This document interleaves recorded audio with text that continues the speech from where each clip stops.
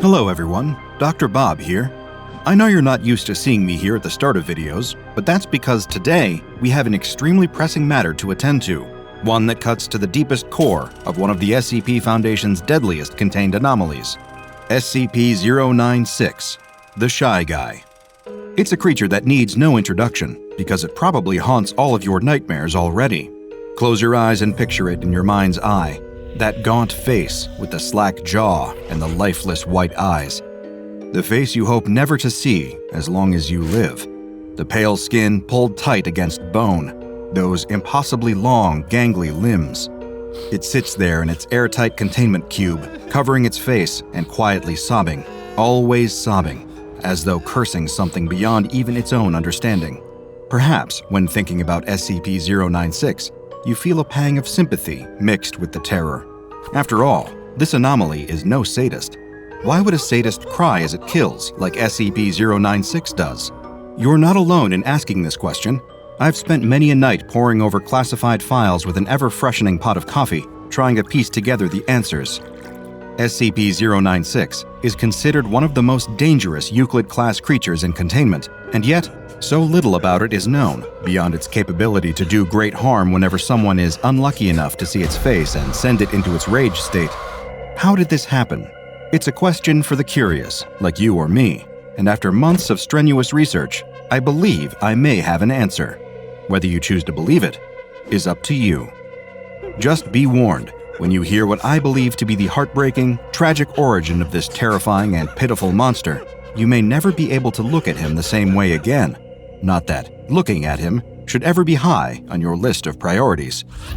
It begins in a tavern in a small Nepalese village a few miles away from the Chinese border, where Mount Everest, the world's tallest mountain above sea level, waits.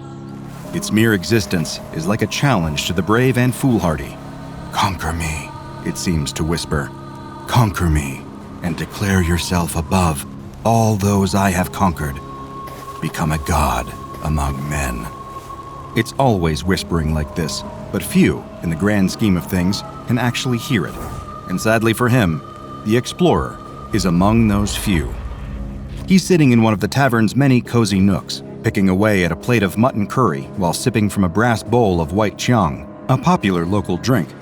The explorer, living up to his name, has come a long way to get here. The rest of the village locals in the tavern eye him with a variety of knowing glances. They've seen so many like him before, smug smiles and puffed chests, thinking they'll be able to count themselves among the exalted few who've conquered the mountain to end all mountains. The bodies of many men like this are still frozen to the mountain's surface. One brave local, an older man who can speak English fluently, slides in across the table from the explorer. The old-timer tells him that whatever he thinks he'll find up on the mountain, honor, glory, recognition, he'd be better off searching for it elsewhere. Death awaits on the icy rocks above. The explorer, young, fit, and still feeling mighty smug, replies that death is there for the people who haven't worked hard enough, who haven't prepared. He's scaled other mountains before, all across the globe, from Scotland to Peru. Everest would hold no surprises for him, just a new, compelling challenge. The old man is, as you could probably imagine, unamused by the explorer's hubris. "All confidence and bluster now," he says with his thin, raspy voice. "But what will you say when you're face to face with the king?" The explorer, assuming that this king refers to the mountain itself, smiles and replies, "I'll ask him for his crown." With that, the old man leaves, content that he at least tried to dissuade the explorer from going on this doomed journey. If nothing else, his conscience would be clear now. He had done all that he possibly could. The explorer, not bothered by the grim prophecies of superstitious locals, finishes his curry and chiang and retires to the room he rented upstairs. He's so excited. Tomorrow, it will finally be time. All his months of training will pay off. He will climb to Mount Everest's peak. It would be an achievement to last a whole lifetime, one he would never ever forget, no matter how much he wants to. The next day, the tip of his ice axe cleaves into the mountainside as he grunts, strains, and pulls himself up another few feet. He's about 2,000 meters up, and every additional meter is fighting him. It's the bitterest cold he's ever known, a freeze so deep it makes his incredibly expensive thermal locking clothes feel like he's wearing wet, one-ply toilet paper. But the pain doesn't matter. The cold doesn't matter. He finds it exhilarating.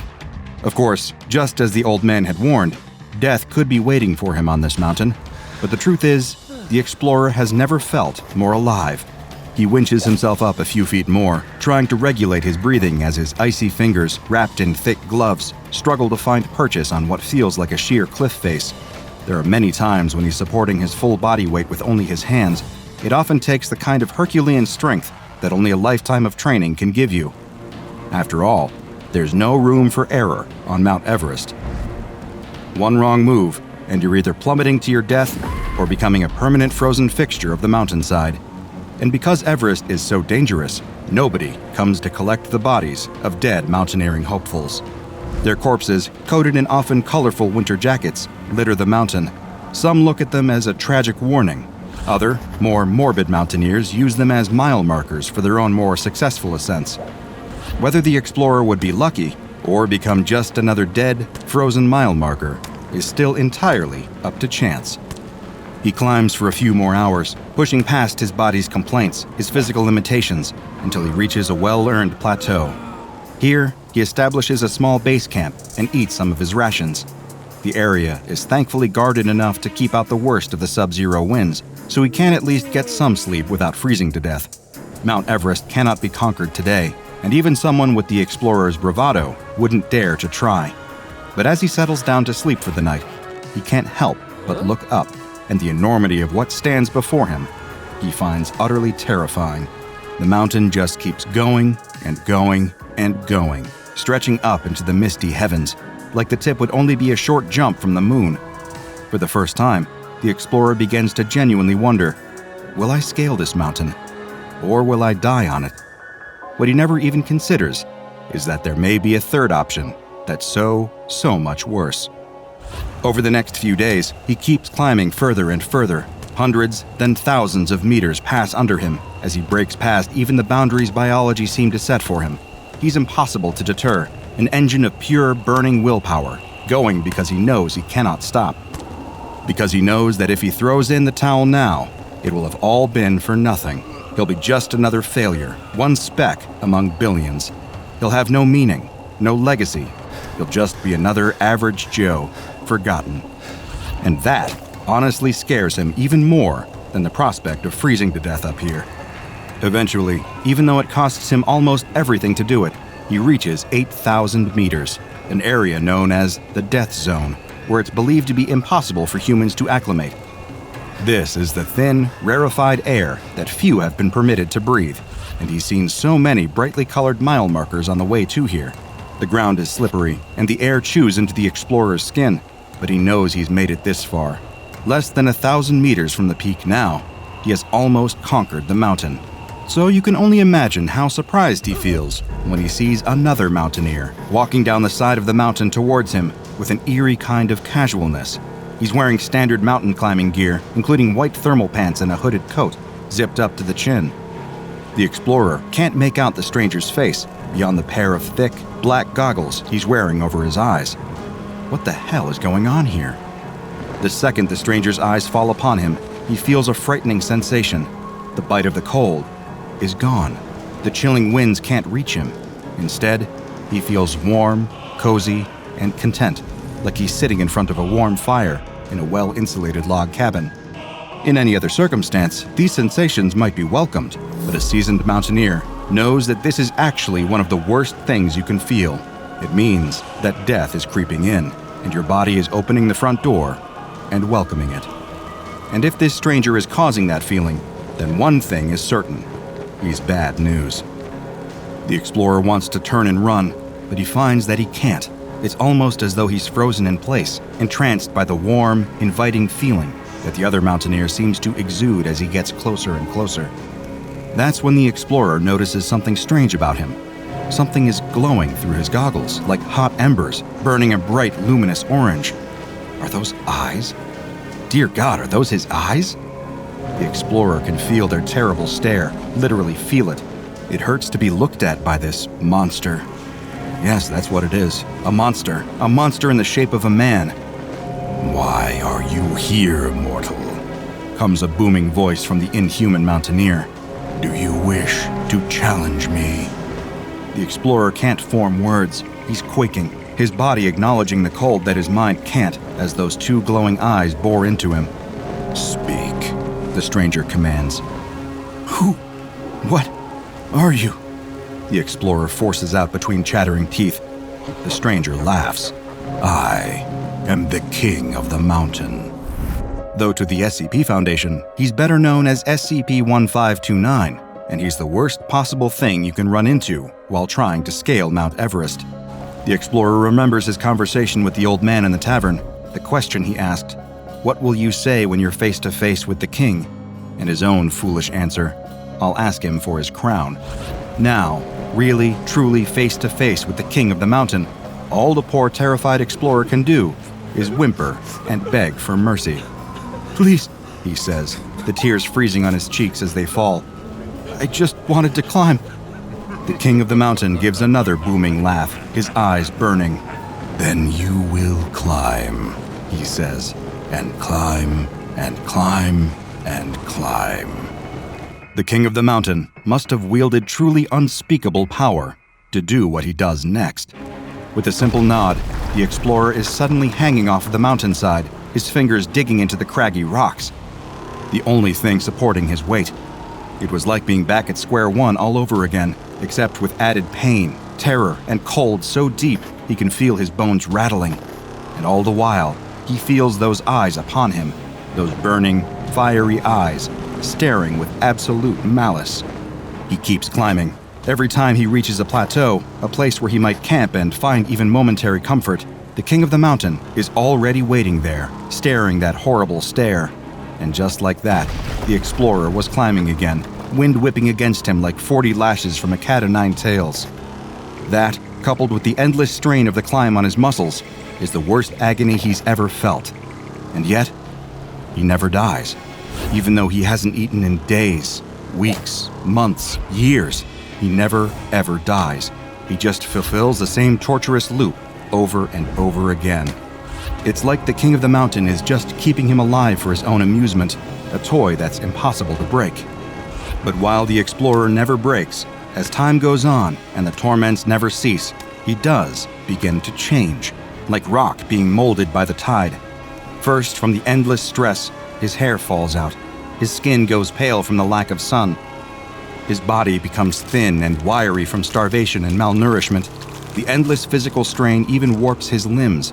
His arms and legs begin to stretch, his body becoming elongated and grotesque. All the way through this horrific, dehumanizing ordeal, the king of the mountain stares at him. One day, the explorer, now changed, reaches a plateau, and as can be expected, the king of the mountain stares at him with his burning eyes. The explorer cowers and covers his face with his hands, sobbing from exhaustion. He just wants the king of the mountain to look away, to leave him be. He babbles incoherently. He doesn't want to be seen anymore. His pain simply makes the king of the mountain laugh. "I gave you your wish," the mountain king says, his voice oozing with contempt. "You climbed, didn't you? You thought that your climbing would elevate you, make you more than human. But now, you're so much less. Our business concludes here. I'm tired of playing with you." And with that, the king is gone. The explorer is alone, stranded among the snow and the whipping winds of the death zone, but very much alive. He's finally able to go. At long last, after what felt like an eternity, he's escaped. When the explorer arrives in the village again, he's not the explorer at all. It's been years since he went missing on the mountain. The old man who had warned him not to go up onto Mount Everest had passed peacefully in the interim. The other members of his small village would not be afforded the same luxury. Instead, the explorer stumbled back through the village limits, still covering his face. The only sounds he can hear are the wailing wind and his own pitiful sobbing. Everything hurts. He's so terribly afraid. He needs somebody to help him. Why will nobody help him? The sun begins to rise, and the village shakes itself awake. People leave their homes to go about their daily tasks. None of them are expecting to see a monster loping through their streets, a pale, gangling monstrosity, stretched and hairless. It engenders a mix of fear and curiosity as it stumbles around, audibly sobbing with a loud, warped voice. It's like nothing any of them have ever seen before, like something out of a myth or a folk tale. But for the monster that was once the explorer, it's so much worse. At first, he thinks that the villagers might be there to help him, but then he sees their eyes, that same intense, burning fire pit orange as the king of the mountain, that same horrible gaze that the explorer thought he'd escaped when he'd left the mountain, the gaze that meant pain, torment, and madness.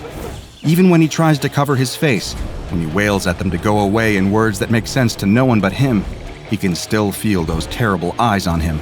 Is he still on the mountain? Is he still at the mercy of the Mountain King? Are these all just illusions or projections, another awful trick? What did he ever do to deserve this kind of torment? Was the crime of wanting to climb a damn mountain worth this kind of everlasting suffering? Did it earn him the gaze of all these monstrous eyes?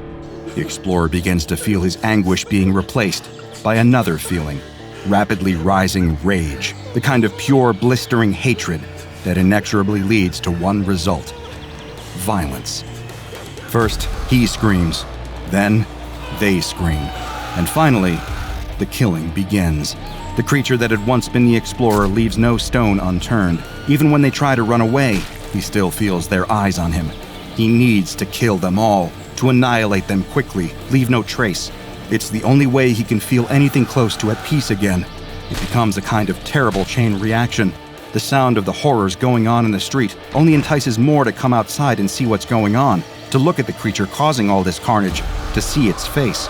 They have no idea that this very action is dooming them. And within the hour, the village is empty, save for one creature, the creature that had once been the explorer, now just afraid, confused, and alone. He will always be alone. The anomaly that will soon be known as SCP-096 simply bows its head and weeps. A climber struggles on the side of the mountain. He's so close to the summit of Mount Everest that he can taste it. He just needs to triumph over this last difficult section, and he will have fulfilled his lifetime dream of standing at the top of the world. He needs to hurry, though. At this altitude, the air is so thin and the temperature is so cold that your body is slowly dying. There's a reason this topmost section of the mountain is known as the Death Zone. He glances down behind him and spots something. Is that another climber? That's strange, he thinks. He was at the very back of his group, and there shouldn't have been anyone else coming up behind him. It must be a solo climber. The soloist doesn't look to be moving, though. He's just staring at him, and the climber can't seem to take his eyes off him. Suddenly, the climber starts feeling odd. He begins to feel warm and comfortable. The aches and pains of the long journey melt away. He decides to sit down on a small ledge and relax. He watches as the solo climber comes towards him. He must be a professional with the way he effortlessly moves up the mountain. He watches him make great time, getting closer and closer. He loses sight as the solo climber reaches the same difficult section he had been struggling with. He imagines the solo climber will soon zip past him on his way to the summit. But just then, the soloist pops up right in front of him. He clasps his hands on the climber's shoulders and pulls him close, staring into his eyes with those dark, black goggles. They feel like they're pulling him into their depths, and there's nothing he can do to resist it. The climber tries to scream, but all that comes out of his mouth is silence. Hi, I'm Dr. Bob, and this is SCP-1529, also known as King of the Mountain. But first, a quick personal request from me. I need your help to spread the word about the lesser-known anomalies in the SCP Foundation's archives. The best thing you can do to help me is subscribe, turn on notifications, and then go tell your friends to do the same. This is a huge help and will let me bring you more and more SCP videos. Now, back to our file. SCP-1529 is an entity with a humanoid appearance that resides near the summit of Mount Everest in Nepal. It is only found above 8,000 meters, which places it in the part of the mountain referred to as the Death Zone, where oxygen levels are too low to support human life for any extended period of time. It is roughly equivalent to an average human male in height and weight, and its outer appearance resembles normal mountaineering clothes, with a heavy parka, pants, and boots that are all white in color. Its face is completely obscured by a large hood, with the only visible detail being a pair of large, dark goggles. SCP-1529 has never been seen wearing any other outfit, and in fact, it is unknown whether these are articles of clothing at all, or if they are actually a part of its body. The SCP Foundation first became aware of an anomalous entity lurking near the top of Mount Everest in the 1970s, when climbing expeditions to the summit became more commonplace among professional and amateur mountaineers alike. Rumors began to spread and told of a monster that was killing unfortunate climbers. In 1999, the body of George Mallory, who is believed to be the first person to reach the top of Mount Everest, was located, and photographic film found on his body was developed. From those pictures, it is now known that SCP-1529 was present at least as early as his 1924 expedition. When sufficient daylight and a lack of cloud cover allows observation of the peak by telescope, SCP-1529 can be seen sitting or lying on the mountain, apparently motionless in an inactive state. These motionless periods have been seen to last anywhere from 17 minutes to as long as 8 months. When active, though, it can be seen summiting and descending the upper portion of the mountain, though it never uses any climbing tools and will ignore established climbing ropes and ladders that have been installed by other climbers. It has also been observed easily traversing portions of the mountain that are considered too difficult or altogether impossible by experienced climbers. Additionally, SCP-1529 is not impacted by the freezing temperatures, extreme wind speeds, or low oxygen levels at the top of the mountain, and it has never once been seen to stumble, fall, or even lose its grip. It is unknown what prompts SCP-1529 to become active or enter a resting inactive phase, nor has there been any established correlation of these phases to weather, time of year, or traffic on the mountain. Its active periods have been observed to last between mere hours to several days, but the exact amount is hard to know for sure. Nighttime observation of 1529 has so far been impossible, even with thermal imaging cameras, since it produces no heat, with its temperatures being the same as that of the surrounding environment. When in its active phase, if a human climber passes the 8,000-meter mark, then SCP-1529 will begin to make its way towards them, putting itself in the path between the climber and either the summit if they are ascending, or their camp if they are descending. It seems to prefer to go after solo climbers, or those that are significantly ahead or behind their climbing group, but it has been observed targeting climbers in a group when a solo opportunity is not available. Once SCP-1529 is within eyesight of its targeted climber, it will attempt to gain their attention and then lock eyes with them, which produces a hypnotic effect. The climber will find that they are unable to break eye contact with SCP-1529, and will then begin to experience feelings of warmth and euphoria, similar to the effects of hypothermia and hypoxia, also known as altitude sickness.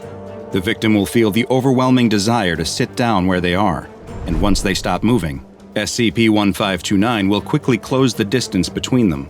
Once SCP-1529 reaches the victim, death is almost a certainty. An examination of bodies has shown the cause to be from hypothermia. Strangely, it's been observed that victims seem to succumb within just 1 to 2 hours after having first made eye contact with SCP-1529, a period of time much shorter than usual for climbers trapped on the summit of Everest. After death, the victims' bodies experience an accelerated rate of decay, and after mere hours or days, the bodies become rotted and mummified at a level comparable to bodies that have been exposed to the wind and cold of the mountain for decades. Many of the over 200 deaths on Mount Everest have been attributed to SCP-1529, and the rare survivor of an encounter is almost always due to the intervention of another mountaineer, who was able to offer assistance to the entranced climber before SCP-1529 was able to reach them. There have been several notable reports from survivors of interactions with SCP-1529. One, known as Incident 1529-1, is also the only documented instance of SCP-1529 descending below the 8,000-meter mark.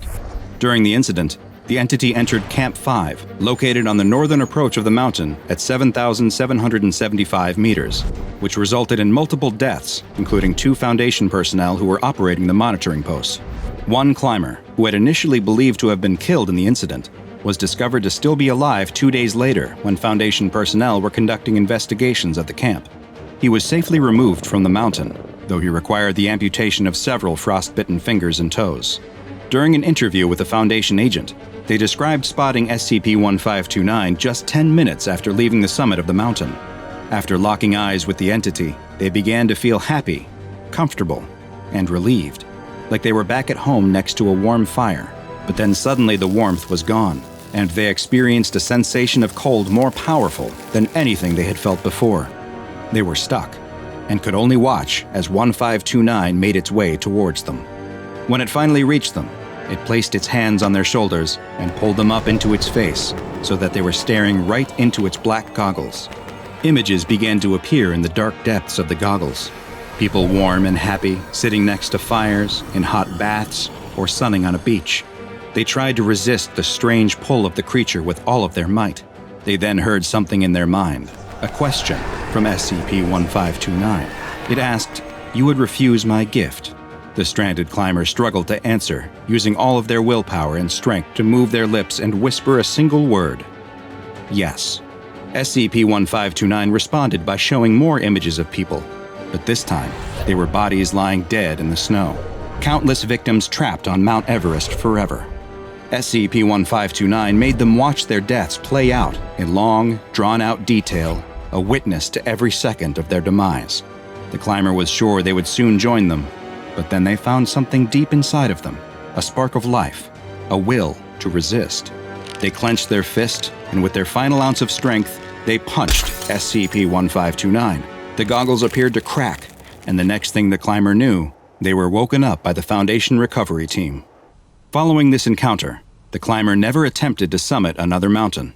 When they eventually passed away some years later, an autopsy revealed that their cause of death was consistent with extreme hypothermia, frostbite, and cerebral edema, despite not having been in a cold environment or above 500 meters in altitude in the previous 12 months. SCP-1529 has been classified as Euclid and is to be kept under telescope and satellite surveillance whenever possible, though telescope observation should make use of a delayed video feed, as observers have reported seeing SCP-1529 appearing to stare back at them, and reported feeling symptoms consistent with an encounter, including hypothermia and frostbite. The Foundation maintains communication with civilian mountaineering expeditions to prevent summiting attempts when SCP-1529 is active. The bodies of any victims are to be removed from the mountain if possible for autopsy, with their deaths being officially classified as having been from natural causes related to altitude sickness and hypothermia. Any survivors of encounters with SCP-1529 are to be debriefed and administered amnestics. Mobile Task Force Psi-29029, also known as Alpine Echo, is to remain on standby at all times at a permanent monitoring station, with on-duty members remaining in a pressurized environment acclimatized to 7,900 meters above sea level, allowing them to quickly deploy via helicopter if need be. Finally, and most troubling, is that aerial surveillance of another mountain has revealed an individual similar in appearance to SCP-1529. The location remains classified, and the local government has prohibited climbing on the peak, so threats to humanity are minimal at this time. But the Foundation will continue to monitor it and other mountains for anomalous activity. If he breathes, the bear will see him. Lying flat on his stomach, the boy has no choice but to watch as the hulking brute eats his father before his very eyes. Lying in the thicket just a few trees away, the boy knows that any small movement he makes could prove fatal. A bear this large, hunting for its hibernation, will have no issue chasing him down in a split second and doing exactly what it did to his father, to him. The boy is utterly powerless. All he can do is stay deathly still and watch. They'd found the tracks too late. On the way back to camp, they'd been following the wooded cliff that lines the ocean's edge. Bows and salmon slung over their shoulders, they'd been so proud of their catch and the prospect of bringing it back to the tribe that they hadn't kept their wits about them. By the time they'd seen the enormous prints in the dirt, the sound of lumbering footsteps were already echoing through the trees behind them. The boy's bow is too far out of reach. He dropped it when his father pushed him into the thicket. He's got the knife hanging at his side, but he doubts it's long enough to even get through the bear's fatty hide. In contrast, the only thing protecting him from its bite is the leather hide slung across his shoulders and a woven garment from the tribe's elders. One slash of the bear's claw, and he'd be. A breeze ruffles his hair. The boy's eyes widen in horror. That wind hadn't come from in front of him, but from behind, blowing his scent, his fear, directly towards the bear's nostrils. The boy plants his muddy palms into the dirt, staring at the animal. Its nostril twitches, then twitches again. It half turns its head, sniffing the air. Maybe it won't bother with him. The bear's turning back to its meal already. The boy lets out a sigh of relief, and a twig snaps. The bear snarls and whips its head around. For a second, the two of them lock eyes, predator and prey. Then the boy takes off running. Fast as he can, he leaps through the undergrowth, ferns and nettles whipping at his shins. He fumbles the knife out of its sheath and slings the water skin off his shoulder, throwing it wildly behind him. He doesn't know if he hit the bear. He doesn't have time to turn around and see. It's going to be on him in an instant. Up ahead, he sees sunlight streaming through the thick trees, the cliff edge. If he can just get to that, maybe he can climb down and... No, there's no time. Besides, bears are better climbers, better swimmers, better runners. All the boy can hope for is that he's a better jumper. Him and the boys from the tribe have leapt off plenty of cliffs along the shore, but never these ones. There are too many rocks, too many shallows. But the thundering of 4 enormous paws behind him is looming larger and larger. He can almost feel the bear's hot breath on the back of his neck. There's nothing for it. Here goes. The trees clear, the sun blasts his skin, a claw slashes at his back, and the boy launches himself into the air. The wind carries him. The weightlessness of wheeling his arms and legs through the empty sky is almost enough to make him laugh with joy, until the boy looks down. The cliff is higher, much, much higher than he'd realized. His momentum carries his torso forwards into a tumble. He's not going to land straight, and he can see jagged rocks everywhere beneath him. The boy closes his eyes and crashes into the sea. All of the air is slammed out of his lungs. His knee hits something hard and sharp in the water. A swell throws him away from the shore and pulls him deep. Without air in his chest, he can't float. Kicking hard as he can, the boy swims upwards, eyes still screwed shut. His face bashes into a sandy rock. No, that's not upwards. Which way is it? Which way should he swim?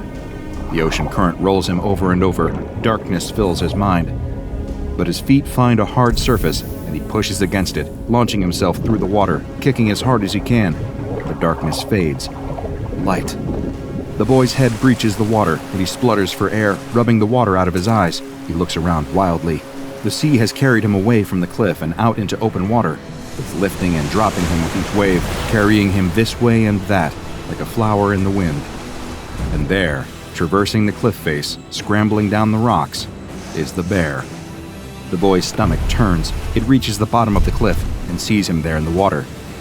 Tipping back its head, it roars at an almighty volume, deafening the boy over the sound of the waters. Even from this distance, the animal looks impossibly large. It dwarfs the boulders that line the water's edge. It slips into the water, barely making a ripple, and kicks off from the shore. Going straight for him, the bear is covering the distance so fast, he only has seconds left. With barely the strength to keep himself afloat, the boy knows he'll never be able to outswim this creature. Instead, he takes a deep breath and looks up at the woods, remembering all of the happy moments he'd spent in there with his father. A current swells beneath the boy and almost throws him out of the water. An enormous shadow flies through the depth beneath him. A whale? It couldn't be. Whatever it is, the shadow is swimming straight at the advancing bear. So fixated on its prey, the bear doesn't even notice what's approaching until it's too late. The ocean explodes. A blast of water as tall as the cliffs themselves shoots up into the air and showers the boy's head. Somewhere in the midst of the spray, a monster erupts from the depths. Snapping its jaw around the bear, it lifts the animal into the air and throws it against the cliff. The impact is so strong that a small landslide follows the bear's rolling body as it tumbles back towards the water. But the boy has eyes only for the monster emerging from the sea. Crawling up the rocks with one gnarled foot after another, the boy can hardly make sense of what he's looking at. It seems to have some kind of scaly hide, harder than the rocks surrounding it. A wave crashes against the monster as it leers over the bear and sinks its teeth into the animal's hide. Unable to look away, the boy kicks out and starts swimming away up the coast. Only once he's a long way around the bay does he dare to clamber out and back onto land. That night, once the rest of the tribe have gone to sleep, the boy can't help but lie wide awake in his tent. Without his father here, it's not the same. Quietly rolling up the hide doorway, the boy slips out into the night. They're camped by a small cave with beautiful, smooth walls inside. They say it's the cave of their ancestors, the place where all life started. The fire in the cave has to always burn. Fortunately for him, the cave is empty. The boy stares up at the wall in wonder.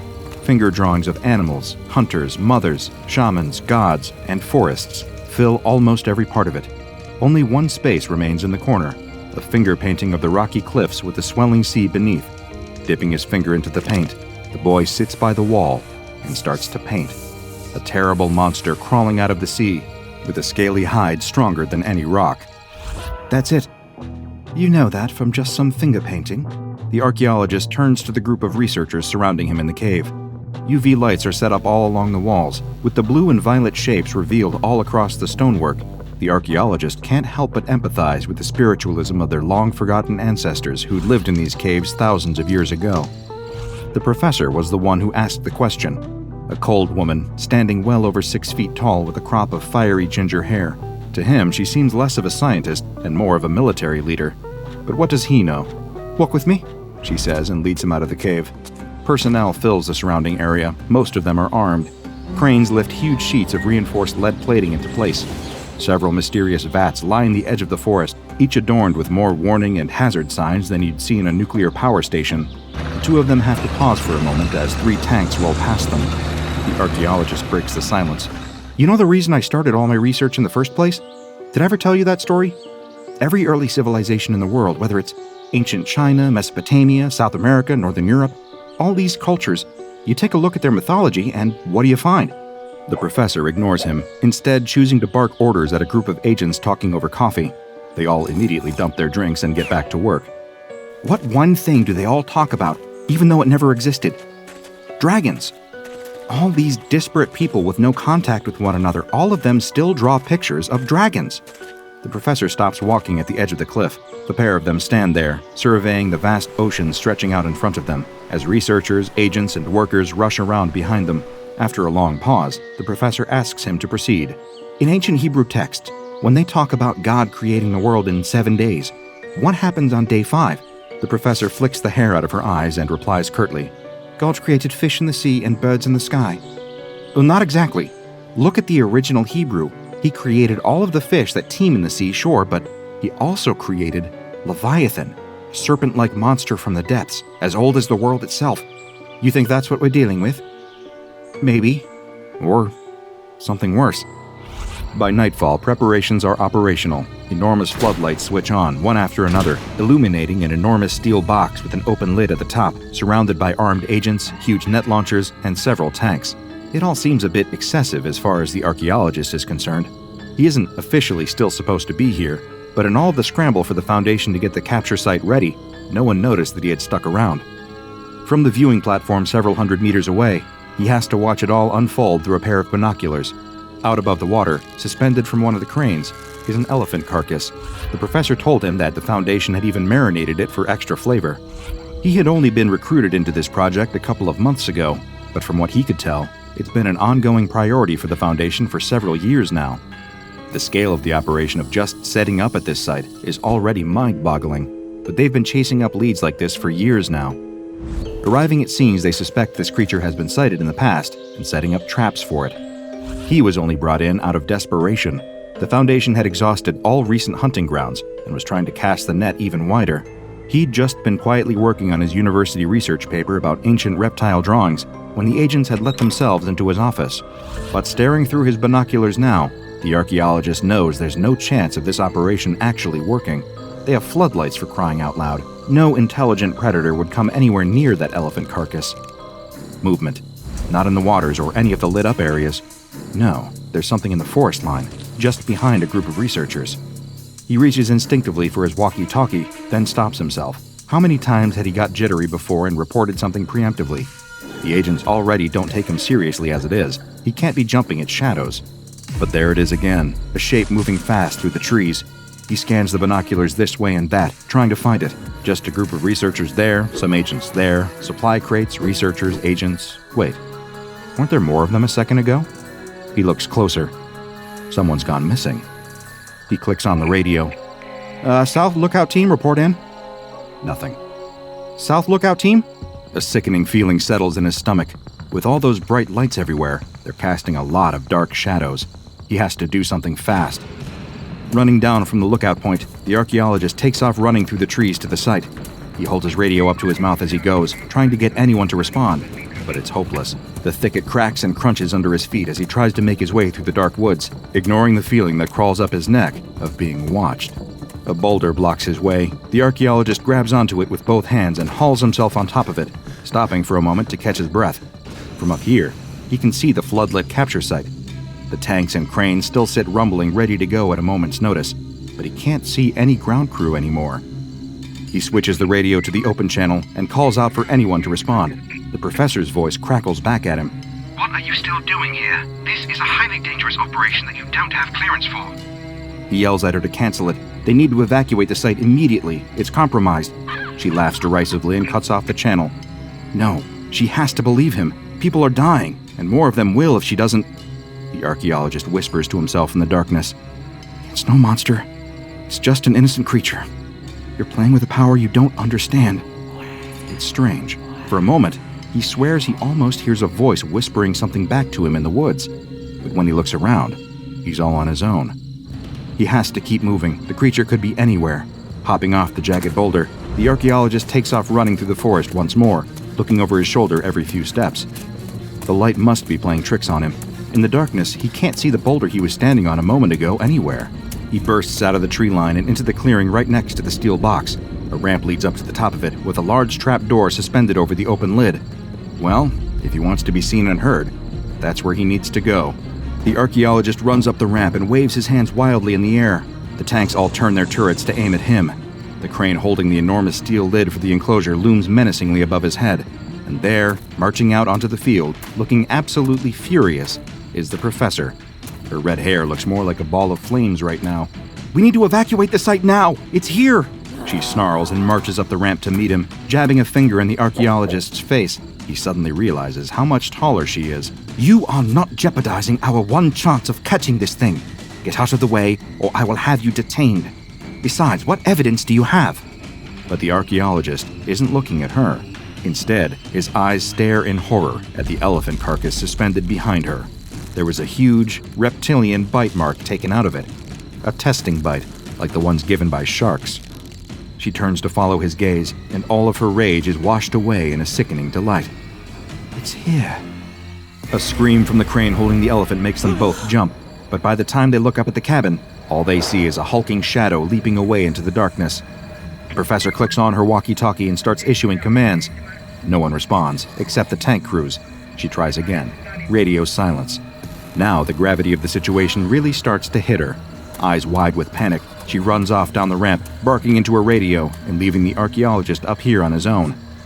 Suddenly, under all of these lights, he feels very exposed. It could be anywhere in the shadows. Footsteps, heavy, planted footsteps tremor through the ground, and out of the woods walks the creature. Several meters long, fat from all of its hunting, the beast that would soon be known as SCP-682 slinks into view. It looks up at him, standing there on the trap door over a metal box, and looks like it's almost ready to laugh at how easy this will be. Boom! The tank blast hits the creature square in the torso, knocking it sideways. Boom! Boom! Boom! The three tanks open fire one after the other, laying round after round into the colossal reptile, kicking more and more dust into the air.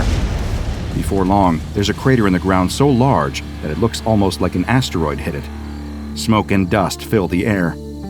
The archaeologist's eyes fill with tears. That majestic creature, roaming the earth long before mankind ever did, exterminated just like that. Cowards. That's what people really are. Cowards. But as the dust clears, a groaning sound echoes around the clearing. The archaeologist shields his eyes and peers into the crater as best he can, but there's nothing there. Boom! He wheels around and almost falls backwards in shock. The SCP has snuck through the haze and leapt onto one of the tanks. It bites and tears at the armored bodywork, doing all it can to destroy it. In a panic, two of the tanks point toward one another and fire, destroying themselves in the process.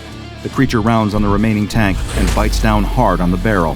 The tank fires, the round going straight down the monster's throat and exploding inside its gut. The backdraft from the blast shoots back through the tank, and a puff of smoke trails out of the hatch at the top.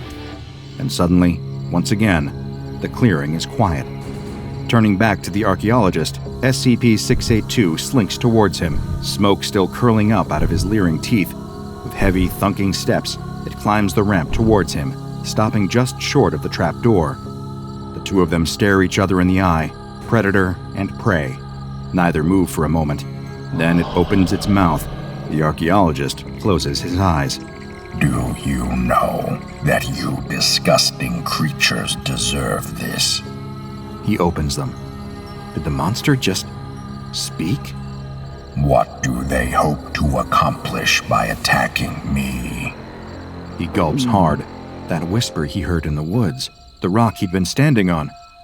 They're scientists. Scientists always try to learn more things, understand the world better. We think you can't be killed, so they're testing their hypothesis. The creature growls. The stench of rotten flesh fills the archaeologist's nose. It takes a step towards him, then another. The archaeologist runs. He'll leap off the other end of the platform. It's a big jump, but he could make it. The predator's breath is on the back of his neck.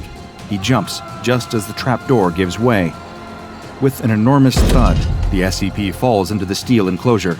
Before it has a chance to move, the crane unhitches the steel lid, and it crashes down into place, sealing the monster inside. The archaeologist lands in the dirt and rolls onto his back to see the professor, wild-eyed and cheering, up in the crane's cabin. He lies there on his back, panting and staring up at the stars. A clunking sound echoes through the clearing, and the gurgle of a liquid flowing through pipes. He sits up, adrenaline still pumping through him. The professor has plugged a pipe into the metal enclosure and is running gallons and gallons of liquid into it. He follows the tube with his eyes, all the way to the enormous hazardous vats on the edge of the clearing. Hydrochloric acid. His eyes widen in horror. The professor laughs at him. Come on, cheer up. We're just scientists, that's what you said. Just testing a hypothesis. And the lights go out on Maple Street as a young woman takes stock of her marriage and the man she once thought she knew. She sits at the kitchen counter, absently stirring a cup of tea that went cold hours ago, but she just can't bring herself to stand and heat it back up. She glances at the baby monitor sitting next to her, grabs it, and holds it to her ear. Steady, peaceful breathing. The baby is fine. No one needs a thing from her right now. She stares at the seat across from her, where her husband sits every morning, sharing coffee and breakfast before they start the day. She glances at the clock. 8 p.m. He'll be home soon. She'll have to face him, have to find a way to look him in the eye, force a smile. Pretend she doesn't know that he's getting home 2 hours late, from who knows where. The thought turns her stomach. It wasn't always like this. Their marriage wasn't always a tense charade, their home a haunted house. He was sweet that first year. He'd buy her flowers and take her out to dinner. He'd kiss her in the morning before they'd even brush their teeth. He wouldn't come home smelling like his secretary's perfume. But ever since the baby, something's been different. The light behind his eyes has gone dim. He won't help with late-night feedings, won't change diapers. Most of the time, he acts as if the baby doesn't exist. His own son. He just comes home, stares vacantly at the TV, and expects her to handle everything without so much as a single complaint. She hasn't slept in weeks. She hasn't been down to her art studio in the basement in months. Then, a sound shakes her from her thoughts. She hears the unmistakable rumble of a car pulling into the driveway and fixes a stiff smile on her face. Maybe she'll leave him. Maybe tonight she'll work up the courage to say those words that will change everything. I want a divorce. The baby barely has a father now. What difference would it really make? The woman's husband stumbles through the door, lipstick on his collar and the smell of whiskey on his breath.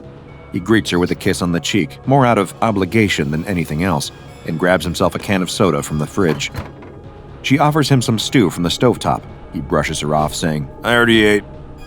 She doesn't bother asking when or how, when he supposedly came straight home from work. There's no point. She knows he'll only lie. Do you want to say goodnight to the baby? She asks.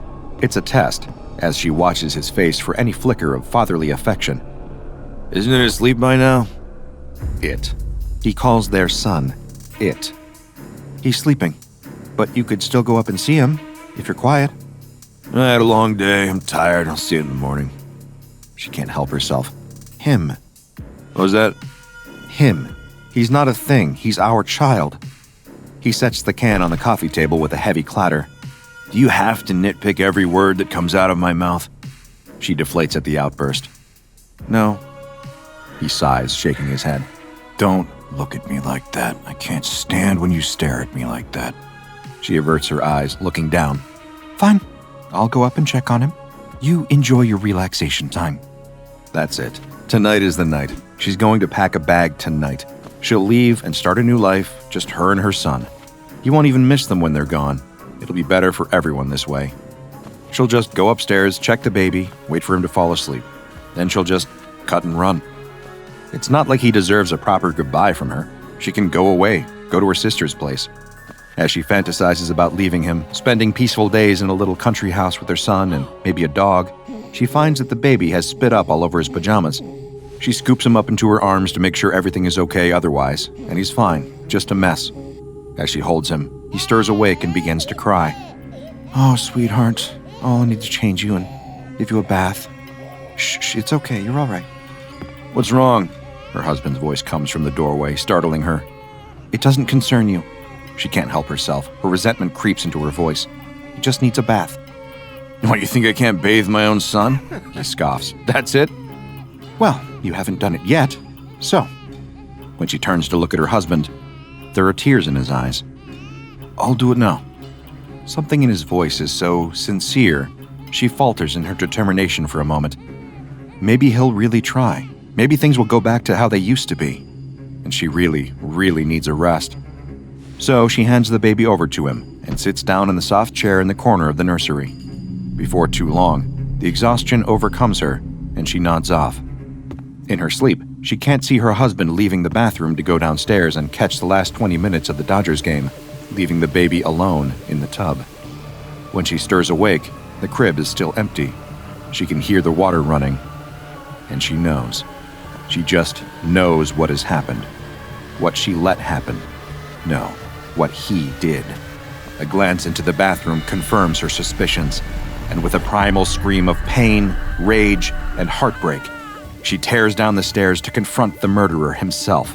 She finds him asleep on the couch and takes a moment to catch her breath, to wipe the tears from her eyes. Did he do it by accident or on purpose, to punish her, to free himself from their marriage once and for all, to break her heart beyond repair? It doesn't matter in the end. What's done is done, whether he meant it or not. But what can she do? What could ever make this right? She wants to scream, to set the house on fire, to tear him to shreds.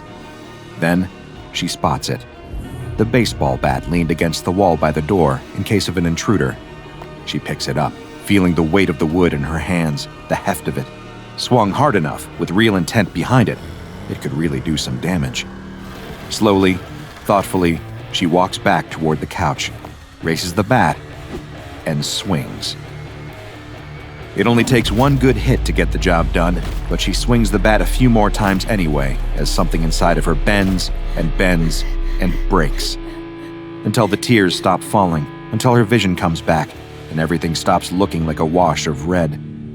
He doesn't even scream, never wakes from his stupor to see the look on his wife's face when she gets her revenge.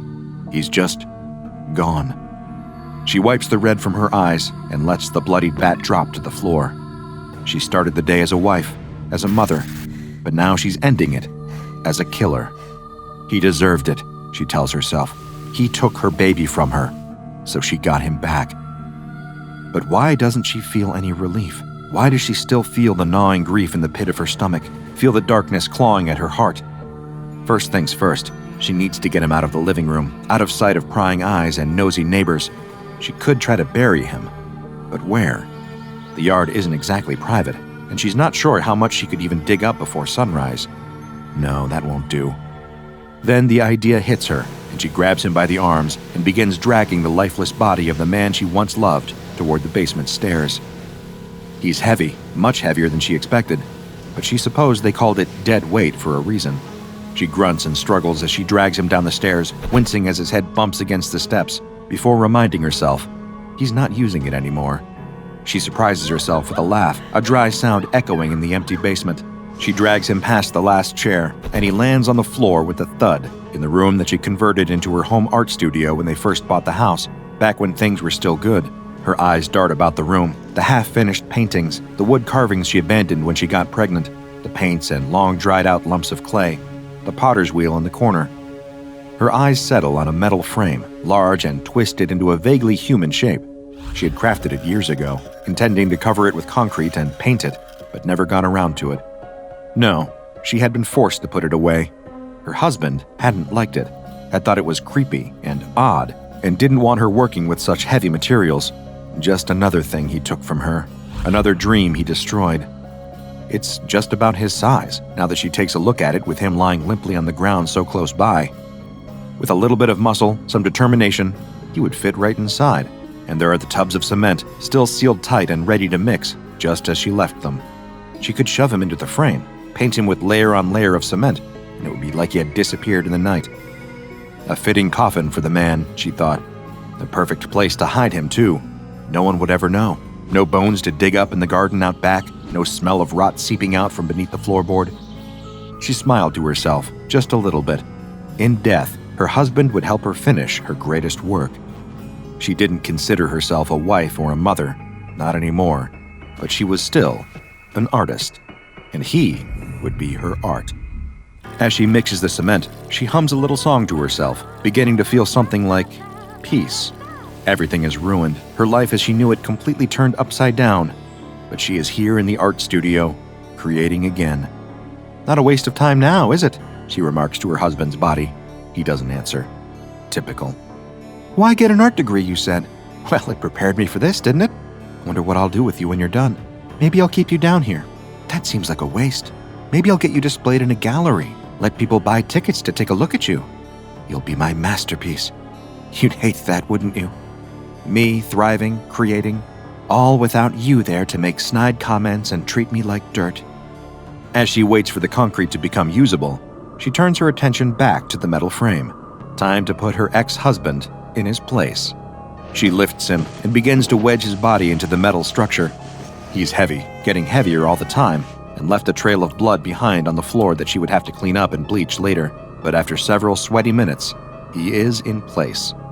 He looks correct to her, sitting there in the frame, ready to become something new, something different, something better than he ever was in life. The concrete is ready, and she begins to smooth it over the body and metal frame, flesh and blood, and sweat and grit, layer upon layer upon layer. Mix, smooth, wait, mix, smooth, wait. All the while she talks to him, weeps bitter tears into the concrete. At one point, she pricks her finger, her blood dripping into the mixture and becoming part of the sculpture. For days she carries on this way, not breaking to eat, bathe, or sleep. After 3 days pass, she runs out of concrete, but the sculpture is not finished. She'll need to go out and get more. She takes a shower, washing away the dust, the blood, and the guilt, changes into fresh, clean clothes, and takes a drive into town.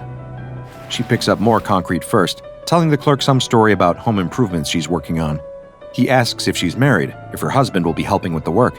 I'm recently separated, she replies. On the way home, a small store catches her eye. It's a place she's driven by plenty of times, a little occult shop filled with herbs and tapered candles and strange leather-bound books. She isn't sure if she believes in this sort of thing, not really, but something makes her park and walk inside anyway. A gnarled old woman behind the counter spots her, and without speaking, points her toward a room in the back. It's different there, darker, filled with vials of thick, dark liquid, shelves full of skulls that might be human, though she isn't sure. In the back of the room, there is a bottle of paint, deep red and vibrant. What it's doing here, she couldn't be certain. But as soon as she sets eyes on it, she knows she needs to have it, needs to add it to her sculpture to make it truly complete. She brings it to the woman at the counter, but she just says, "Take it, no charge. I can tell you really need it. Just be careful what you use it for. It's powerful stuff." She wants to ask what that means, what's so powerful about this little bottle of strange red paint, but she doesn't. She's much too exhausted and much too determined to get back home and put the finishing touches on her masterpiece. She drives straight home and hauls the concrete and paint inside, carrying it down into the basement. She's dizzy from hunger and lack of sleep, but she doesn't care. She has one singular vision right now, and she must see it carried out. She mixes more concrete and slathers the whole shape again, sculpting out the round, bulbous head, the arms at its sides, the legs and feet, the curve of the whole figure covered in thick gray sludge. In potential, a blank canvas. Before it dries, she opens the paint. It smells musty, rich, and somehow ancient. It clings to the bristles of her brush like a living thing and takes to the surface of the sculpture eagerly, spreading out as if of its own volition as she brushes it on evenly. She paints the whole thing, every inch of it.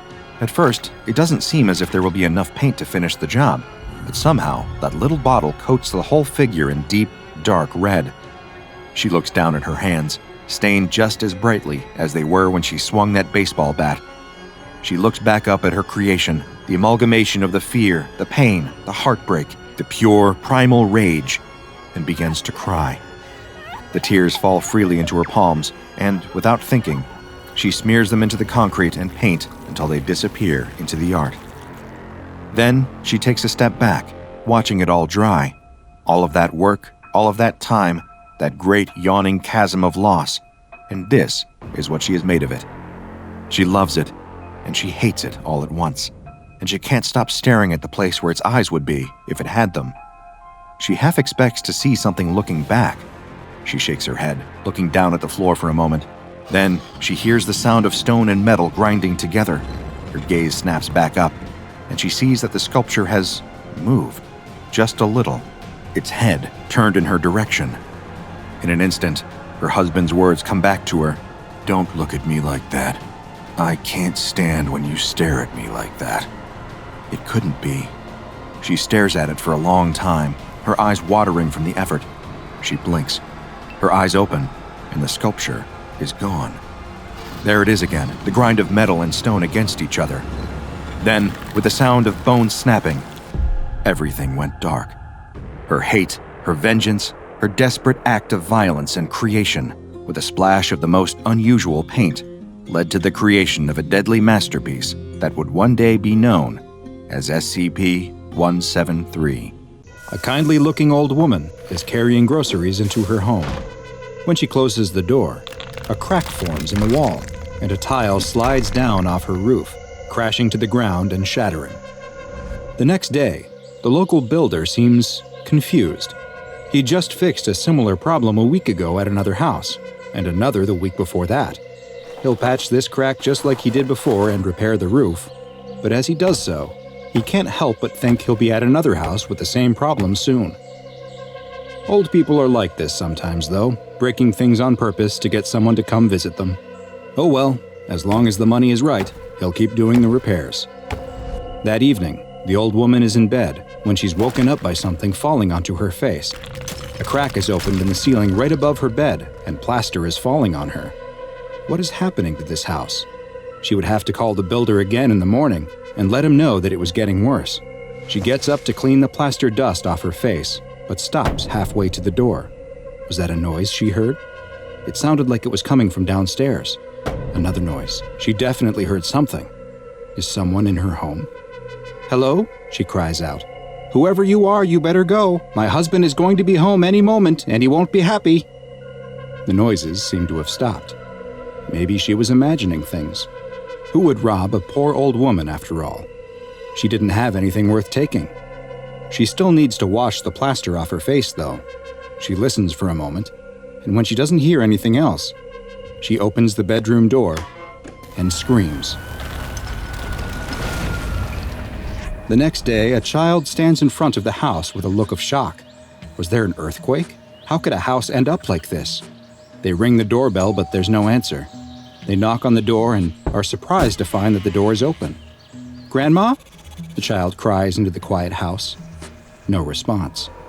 The child enters and looks around. The house is a mess. Chunks of plaster have fallen off the walls and ceiling. Shelves have fallen over, spilling their contents. And there's broken glass from shattered light bulbs everywhere. The boy looks up the stairs and can see that his grandmother's bedroom door is open and the light is on. "Grandma, are you up there?" Still no response. The child nervously starts up the stairs, gripping the railing tight. They quietly make their way to the bedroom and step into the sliver of light coming from the cracked door. The child pushes the door open to find their grandmother on the floor. Only, it isn't their grandmother. Whatever this is looks like their grandmother, but like she has been stretched and twisted, her body bent at angles where no joints exist. The child is paralyzed with fear, unable to do anything but stare. But the nightmare isn't over yet, because their grandmother is still alive. Sadly, reports like these are all too common in this small town that is plagued by attacks from SCP-783, also known as the Crooked Man. SCP-783 is an extremely dangerous anomalous creature that is currently plaguing the population of Tenby, a small rural village in Oxfordshire, England. Every 12 years during the fall and winter months, SCP-783 will engage in a period of hostile behavior that lasts for roughly 70 days, during which time it will target and attack people who are indoors and alone after sunset. Those targeted by SCP-783 will find that the building they are in rapidly deteriorates, causing damage and creating structural integrity issues. These often appear as cracks on the outside of the building that lead to the buildings taking on a crooked appearance. Unfortunately, while the SCP Foundation is aware of both the location and the periods within which SCP-783 operates, it has so far been unable to prevent any attacks. Additionally, the Foundation has yet to be able to produce either an image or even a physical description of SCP-783 due to the effect it has on recording equipment. Cameras set up to capture the anomaly produce only distorted or corrupted footage, leaving its appearance a mystery. Victims targeted by SCP-783 meet a fate that is, in many ways, worse than death. Their bodies will experience extreme deformations, as their bones suffer dozens of fractures and are stretched and twisted in various unnatural directions. They are then healed by the rapid generation of cartilage and the growth of extra skin to cover the new elongated limbs, leaving the victims a malformed knot of gnarled extremities. Some of the cases are quite severe, with one victim having just their forearm extended to over 2.4 meters and another who was left stretched to 12.5 meters in height. Despite the gruesome injuries suffered, the majority of victims are still alive following the attacks, though they will more often than not be left completely paralyzed, in a persistent vegetative state, or both. 27 victims of SCP-783 are currently being held in a long-term care facility within a wing of a local hospital that was requisitioned by the Foundation specifically for the care and treatment of 783 victims. Like many of the anomalies that the SCP Foundation investigates and contains, many of the residents of Tenby appear to have some awareness of the Crooked Man, and the anomaly has become something of a local boogeyman. Researchers have even documented local school children singing a nursery rhyme that appears connected and may even explain the origins of the creature. It goes, "There lived a crooked man who made a crooked deal.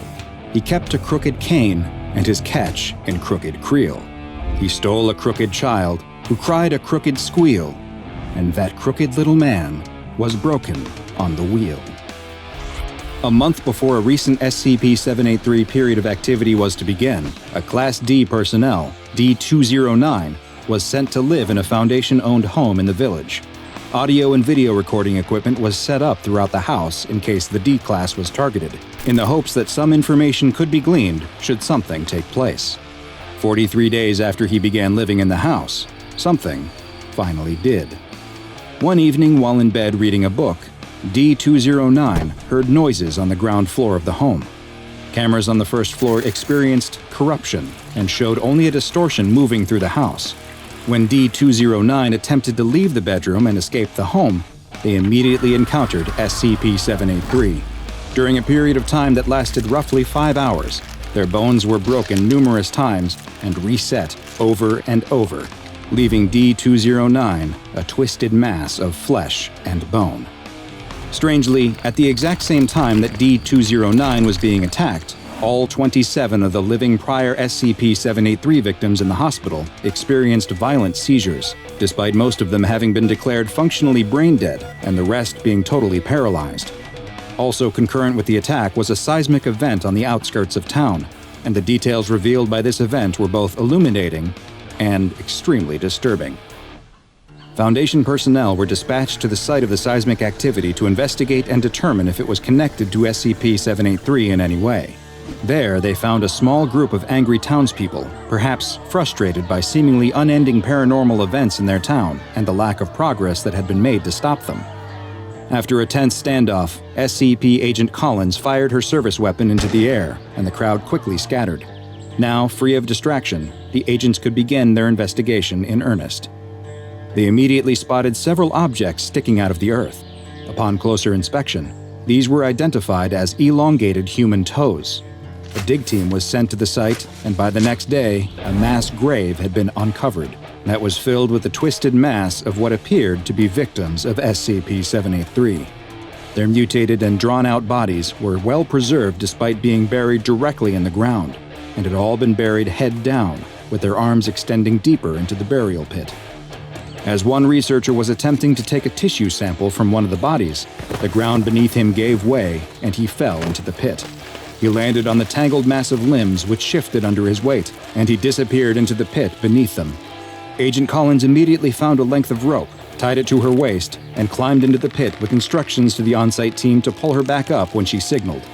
Agent Collins descended into the pit beneath the bodies, and after several minutes, she was extracted, though without the missing researcher.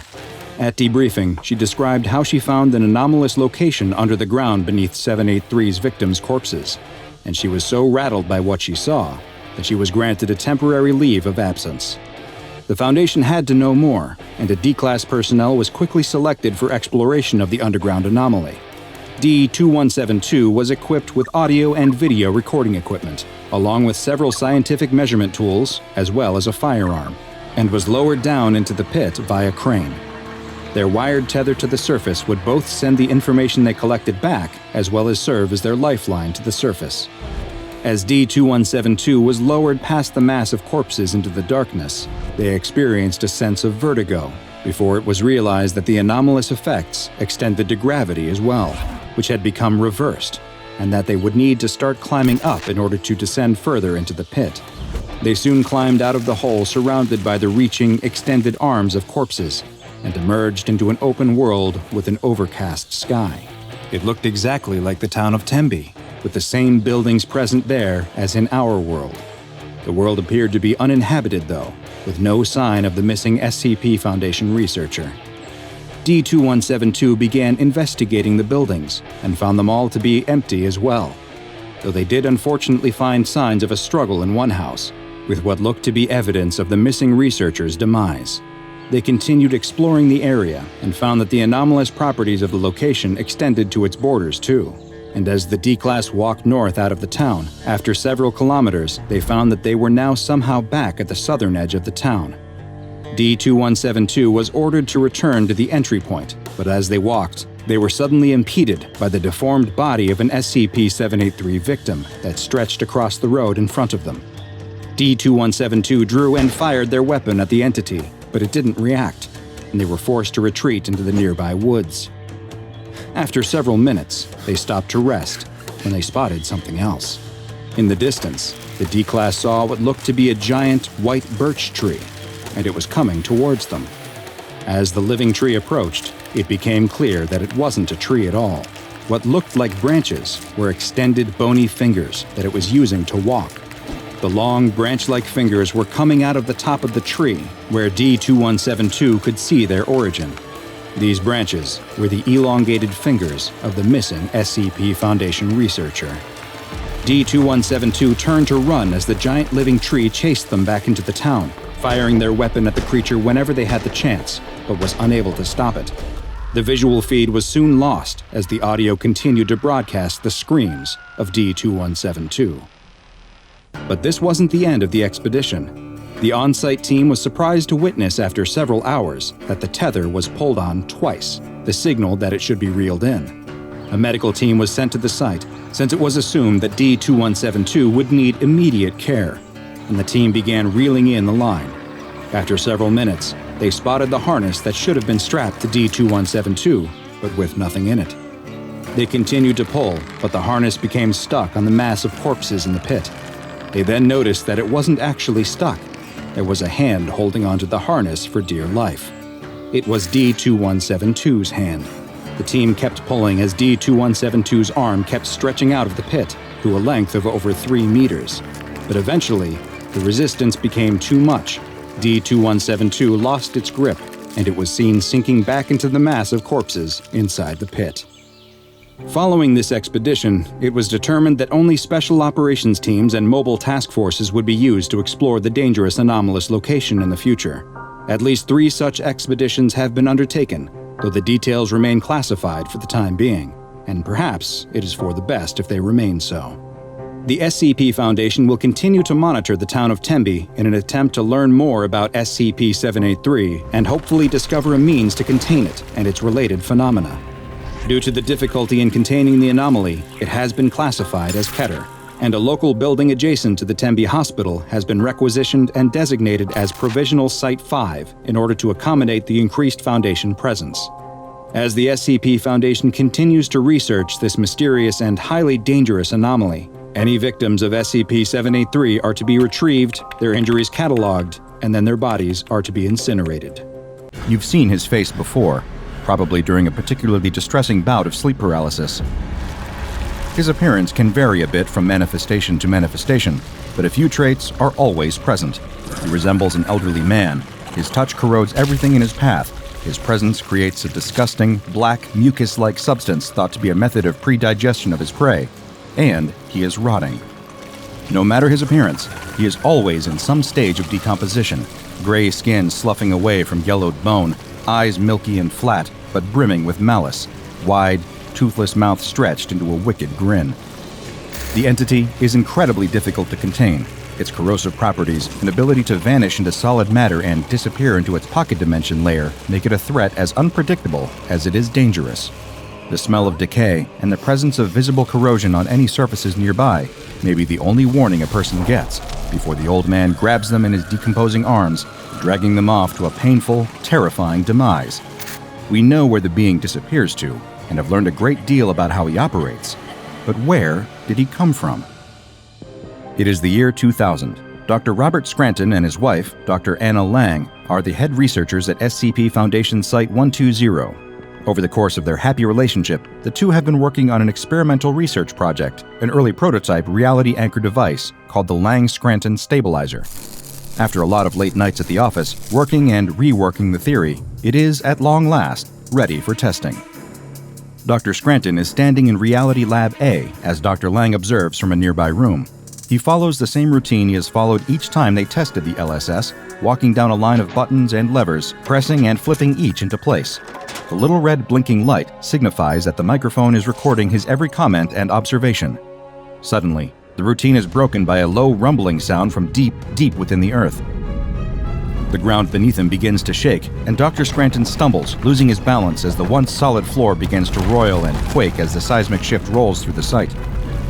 He hears the unmistakable grind and splintering of metal and plastic as the LSS-2 begins to shake, components sliding out of place and breaking off. Nearby, Dr. Lang's monitor goes dark as the security feed is cut short by the earthquake's damage. "Robert!" she screams, making a break for the door and rushing to Reality Lab A, terrified that she will find her husband's body lying on the floor. When she and the guards reach the room, however, they find nothing. Well, not nothing entirely. The room is a wreck, bits of machinery strewn across the floor, the smell of burning plastic in the air. But the Lang-Scranton Scrambler's control panel and Dr. Robert Scranton are nowhere to be found. Dr. Lang falls to her knees in the suddenly empty room, pounding at the floor in despair. "Where did he go?" she demands, but of course, no one knows the answer. No one wants to say what they're thinking. Wherever he is, Dr. Scranton is probably dead. Probably long, long gone, and he is never coming back. But no one says it, not out loud. They just think it, and keep thinking it, for the next 5 years, 11 months, and 21 days. The time passes, and most everyone forgets about Dr. Robert Scranton. Everyone except for Dr. Anna Lang. She never gives up hope, never lets go of the possibility that somewhere, in another world, another time, on another planet, her love is still alive. One day she wakes up, and it's December 23rd, 2005. A day like any other, save for its uncomfortable proximity to the holidays she struggles to celebrate nowadays. But then, in the middle of the day, something impossible happens. The LSS control panel reappears in Reality Lab A. It isn't how anyone last saw it, though. It's coated in some sort of unidentified organic matter, and it reeks of blood, vomit, and decay. As her colleagues try to shield her from the sight, try to warn her away, Dr. Anna Lang wades into the area, desperate for a glimpse at any sign of her husband's fate. As she makes her way into the containment field, she is unable to contain her horror.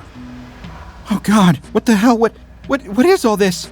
This is the... Oh God, Robert? Is this you? Oh God, please, please, no, don't let it be you, don't let it be you. Robert, I thought, how can this thing be? Her colleagues try to stop her, but she touches the Lang-Scranton stabilizer interface, and it fires to life. It still works. Somehow, it still works. She racks her brain for what to do next, before saying, "Access audio log, playback starting from January 2nd, 2000. The machine prompts her to verbally state her password, and her voice shakes as she replies, "Password is Anna Bobana." "Request acknowledged. Processing," the machine replies. "I'm sorry. There are no audio logs for January 2nd, 2000. Dr. Scranton accessed log on January 13th, 2000, via voice recognition at time." Anna slams her hands down on the machine with a cry. "Playback now! Damn it, play it back!" A researcher warns her not to touch any of the material with her bare hands, but she doesn't hear him. She's too busy, calling out to Robert, hoping that somehow, somewhere, he can hear her. "There's so much blood here, there's so much... Honey, are you okay? Where did you go? Oh God, oh God, oh God." Something small and metallic clatters to the floor, lost in the sludge. She retrieves it, wipes it off on her lab coat, and holds it to the light. She would recognize it anywhere. She slipped it onto her true love's finger on the happiest day of her life. It's Robert's wedding ring. Her knees buckle at the realization. She collapses to the ground, and her head cracks against the floor. One of her colleagues snaps into action. "Report, this is Dr. Matthew Skinner reporting from Site 120, Reality Lab A. I need medical attention here immediately." Once Dr. Lang recovers from her fall, she demands access to the rematerialized control panel. She's going to go through the audio logs one by one and find out exactly what happened to her husband, even if the truth is as ugly as she fears. The machine whirs to life, and her lost love's voice emanates from the speakers. Name, Robert Scranton. Age, 39. Birthday, September 19th, 1961. Favorite color, blue. Favorite song, Living on a Prayer. Wife, Anna. She has green eyes. I love her very much. He repeated these simple truths to himself for days, before he even realized that the control panel was picking up his voice. My name is Robert Scranton. Yeah, my name is Robert Scranton, former researcher at Foundation Site 120. It has been...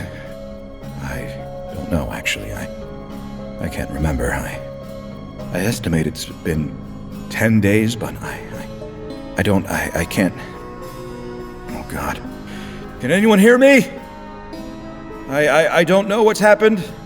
I don't know where I am, and please, is anyone there? Hello? Anyone? Anyone? He began keeping track of how much time passed as best he could. 2 weeks, 3 days, 7 hours, and 58 minutes. Oh, Jesus. Back at the Foundation, with at least a tenuous knowledge of where Dr. Scranton could be, personnel try their best to stage some kind of rescue effort. A mobile task force team is ordered to attempt to replicate the experiment with a hastily assembled Lang-Scranton stabilizer copy. The result is an explosion that kills 3 of them. Senior researchers also approach SCP-343, a powerful reality warper known to some as God, hoping to get some insight from him about where Dr. Scranton could be found. His response is, "He's beyond any of us now. I'm truly, dreadfully sorry." Anna starts having nightmares. She twists and turns in bed, haunted by visions of her beloved Robert consumed by darkness. A strange specter starts to appear in her dreams, a man with a horrible, rotted face. She turns to her bedside table in the night, numbers blurry on the screen of her alarm clock. The photograph of herself and Robert that she keeps there. Something is wrong with him, wrong with his face. Is it that same awful, rotted man? She screams and closes her eyes. When she opens them, the photo is normal again. She weeps into her pillow. It can't keep going on like this. This place, it's some sort of reality gap, I think. If I don't concentrate on it, it's fine, but I feel this tingling all over my face. I'm not sure why. 2 months, 15 days, 4 hours. Anna begins to accept the horrible truth. She may not see Robert ever again, and holding on to the foolish fantasy that she will is starting to kill her. She repeats it to herself like a mantra at work. Robert Scranton is dead. Robert Scranton is dead. Robert Scranton is dead. One day, a coworker notices her muttering and strikes up a conversation. It's been years since Robert disappeared. What's the harm in talking to someone again? She even finds herself smiling and laughing at his jokes, but when he asks if she'd like to go for coffee, she gets a flash of Robert screaming in the darkness, of that terrible, rotted face, grinning. She runs to the bathroom to throw up and weep. The tingling in my face has worsened. I wish I could sleep here, but all this damn gunfire overhead, can't take it anymore. Can't take it. Trench foot, shell shock. Hell would be a reprieve in a place like this. And all the men, all the poor souls who look up to me, call me Corporal. What a jerk. To think I have any more idea of what's going on here. Anna can hear it in his voice. He's getting worn down. As Anna feels her emotions start to dull and fade, she begins accepting more dangerous assignments from her superiors, perhaps hoping just to feel something again. She works on the SCP-682 case, trying to devise more futile termination methods. She spends time with SCP-939, the abominations known as With Many Voices, until they start to imitate Robert's voice, and she knows that she can't do this anymore. She works with SCP-280, Eyes in the Dark, feeling no fear whatsoever as it floats towards her. The worst thing that could possibly happen to her has happened already. Now, she's just waiting, killing time.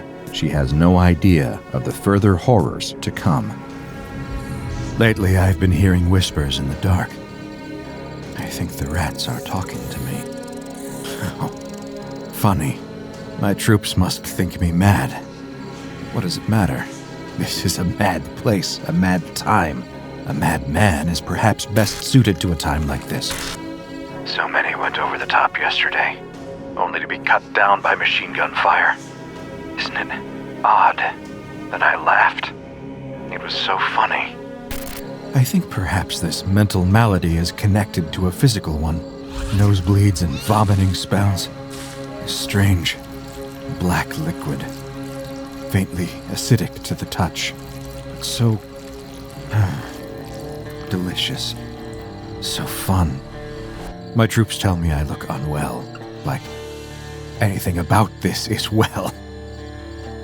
Maybe I'll sneak into one of their bedsits tonight and teach them to lighten up a bit. None of them smile anymore. Me, I'm always smiling. I'll teach those little cowards to smile too. But as she listens to more of the logs, she's forced to reckon with the fact it really isn't him anymore. Not as she'd ever known him. He'd become something else. All the others are dead. All my good, hard work, making them dead. I followed them down the length of the trench. Their silly little bullets didn't hurt me. Oh no. Oh no. The look on their faces.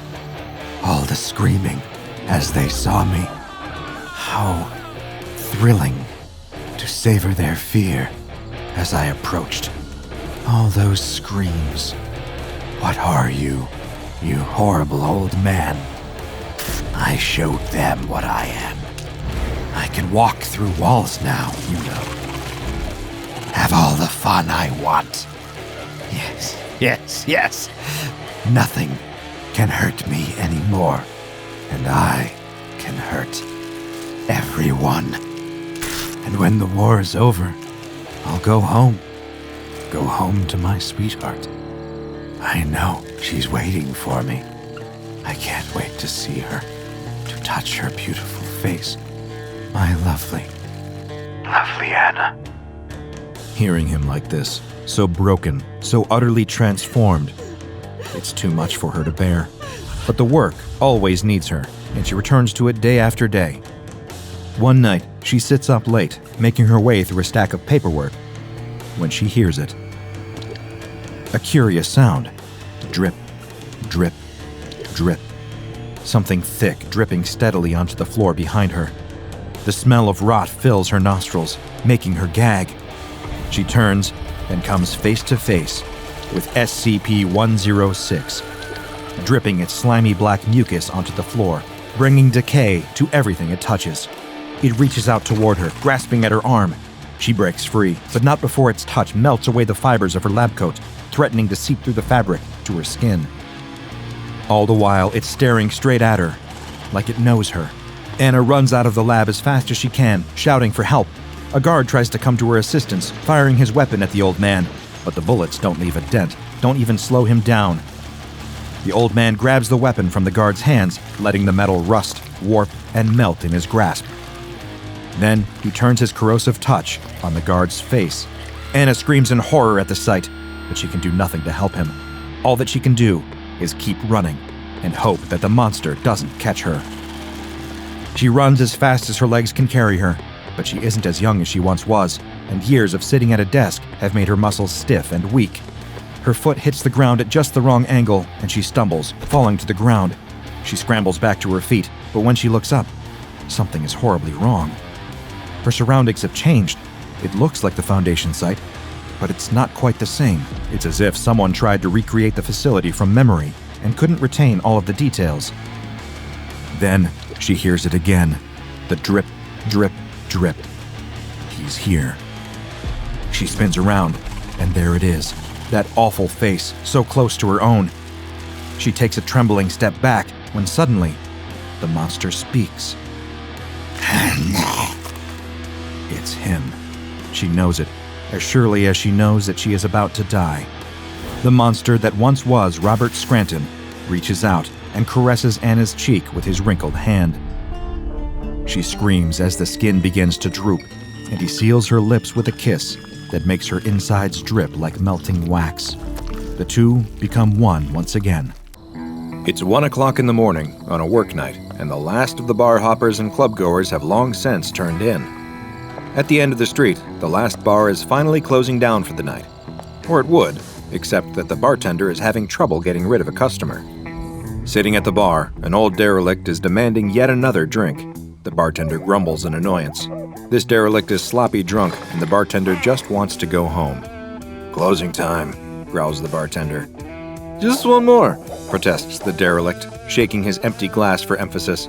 "I've got money." He laughs at his own words, his giggles ending with a loud belch that blows a cloud of aromatic vapor into the bartender's face. That's it. This derelict has been hanging out at this bar causing trouble all night, and the bartender has had enough. "Get out of here," says the bartender as he hustles the wobbling derelict out the door. "You're done." The derelict creaks and totters as he stumbles out into the street. The night's festivities are really hitting him. It isn't so often that he's got the money to burn, but when he does, he likes to spend it here. The prices are right, and the conversation is minimal, which is just the way that he likes it. The derelict turns around, fire in his eyes. He's raring to fight, and he doesn't care that the bartender is quite a bit larger than he is. Right now, all he can see is red. "Don't tell me when I've had enough," he slurs, raising his fists as he prepares to lash out. But the bartender has already slammed the door in his face. Defeated, the derelict turns his back on the closed bar and starts a slow stumble down the street. "Stupid bartender," mutters the derelict, turning up his collar against the cold bite of the night air.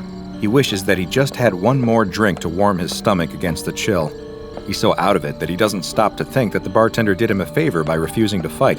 There is no way that the derelict would have won that battle. Even if he was in his physical prime, even if the bartender wasn't twice his size, the derelict is in no shape to fight. His vision is blurry and his head is swimming. In fact, he can barely remain upright. If he had any sense, he would probably stumble home and sleep this off. But the night is young, and he's not ready to give up yet. He walks down the street, eyeing every storefront in hopes of finding another bar.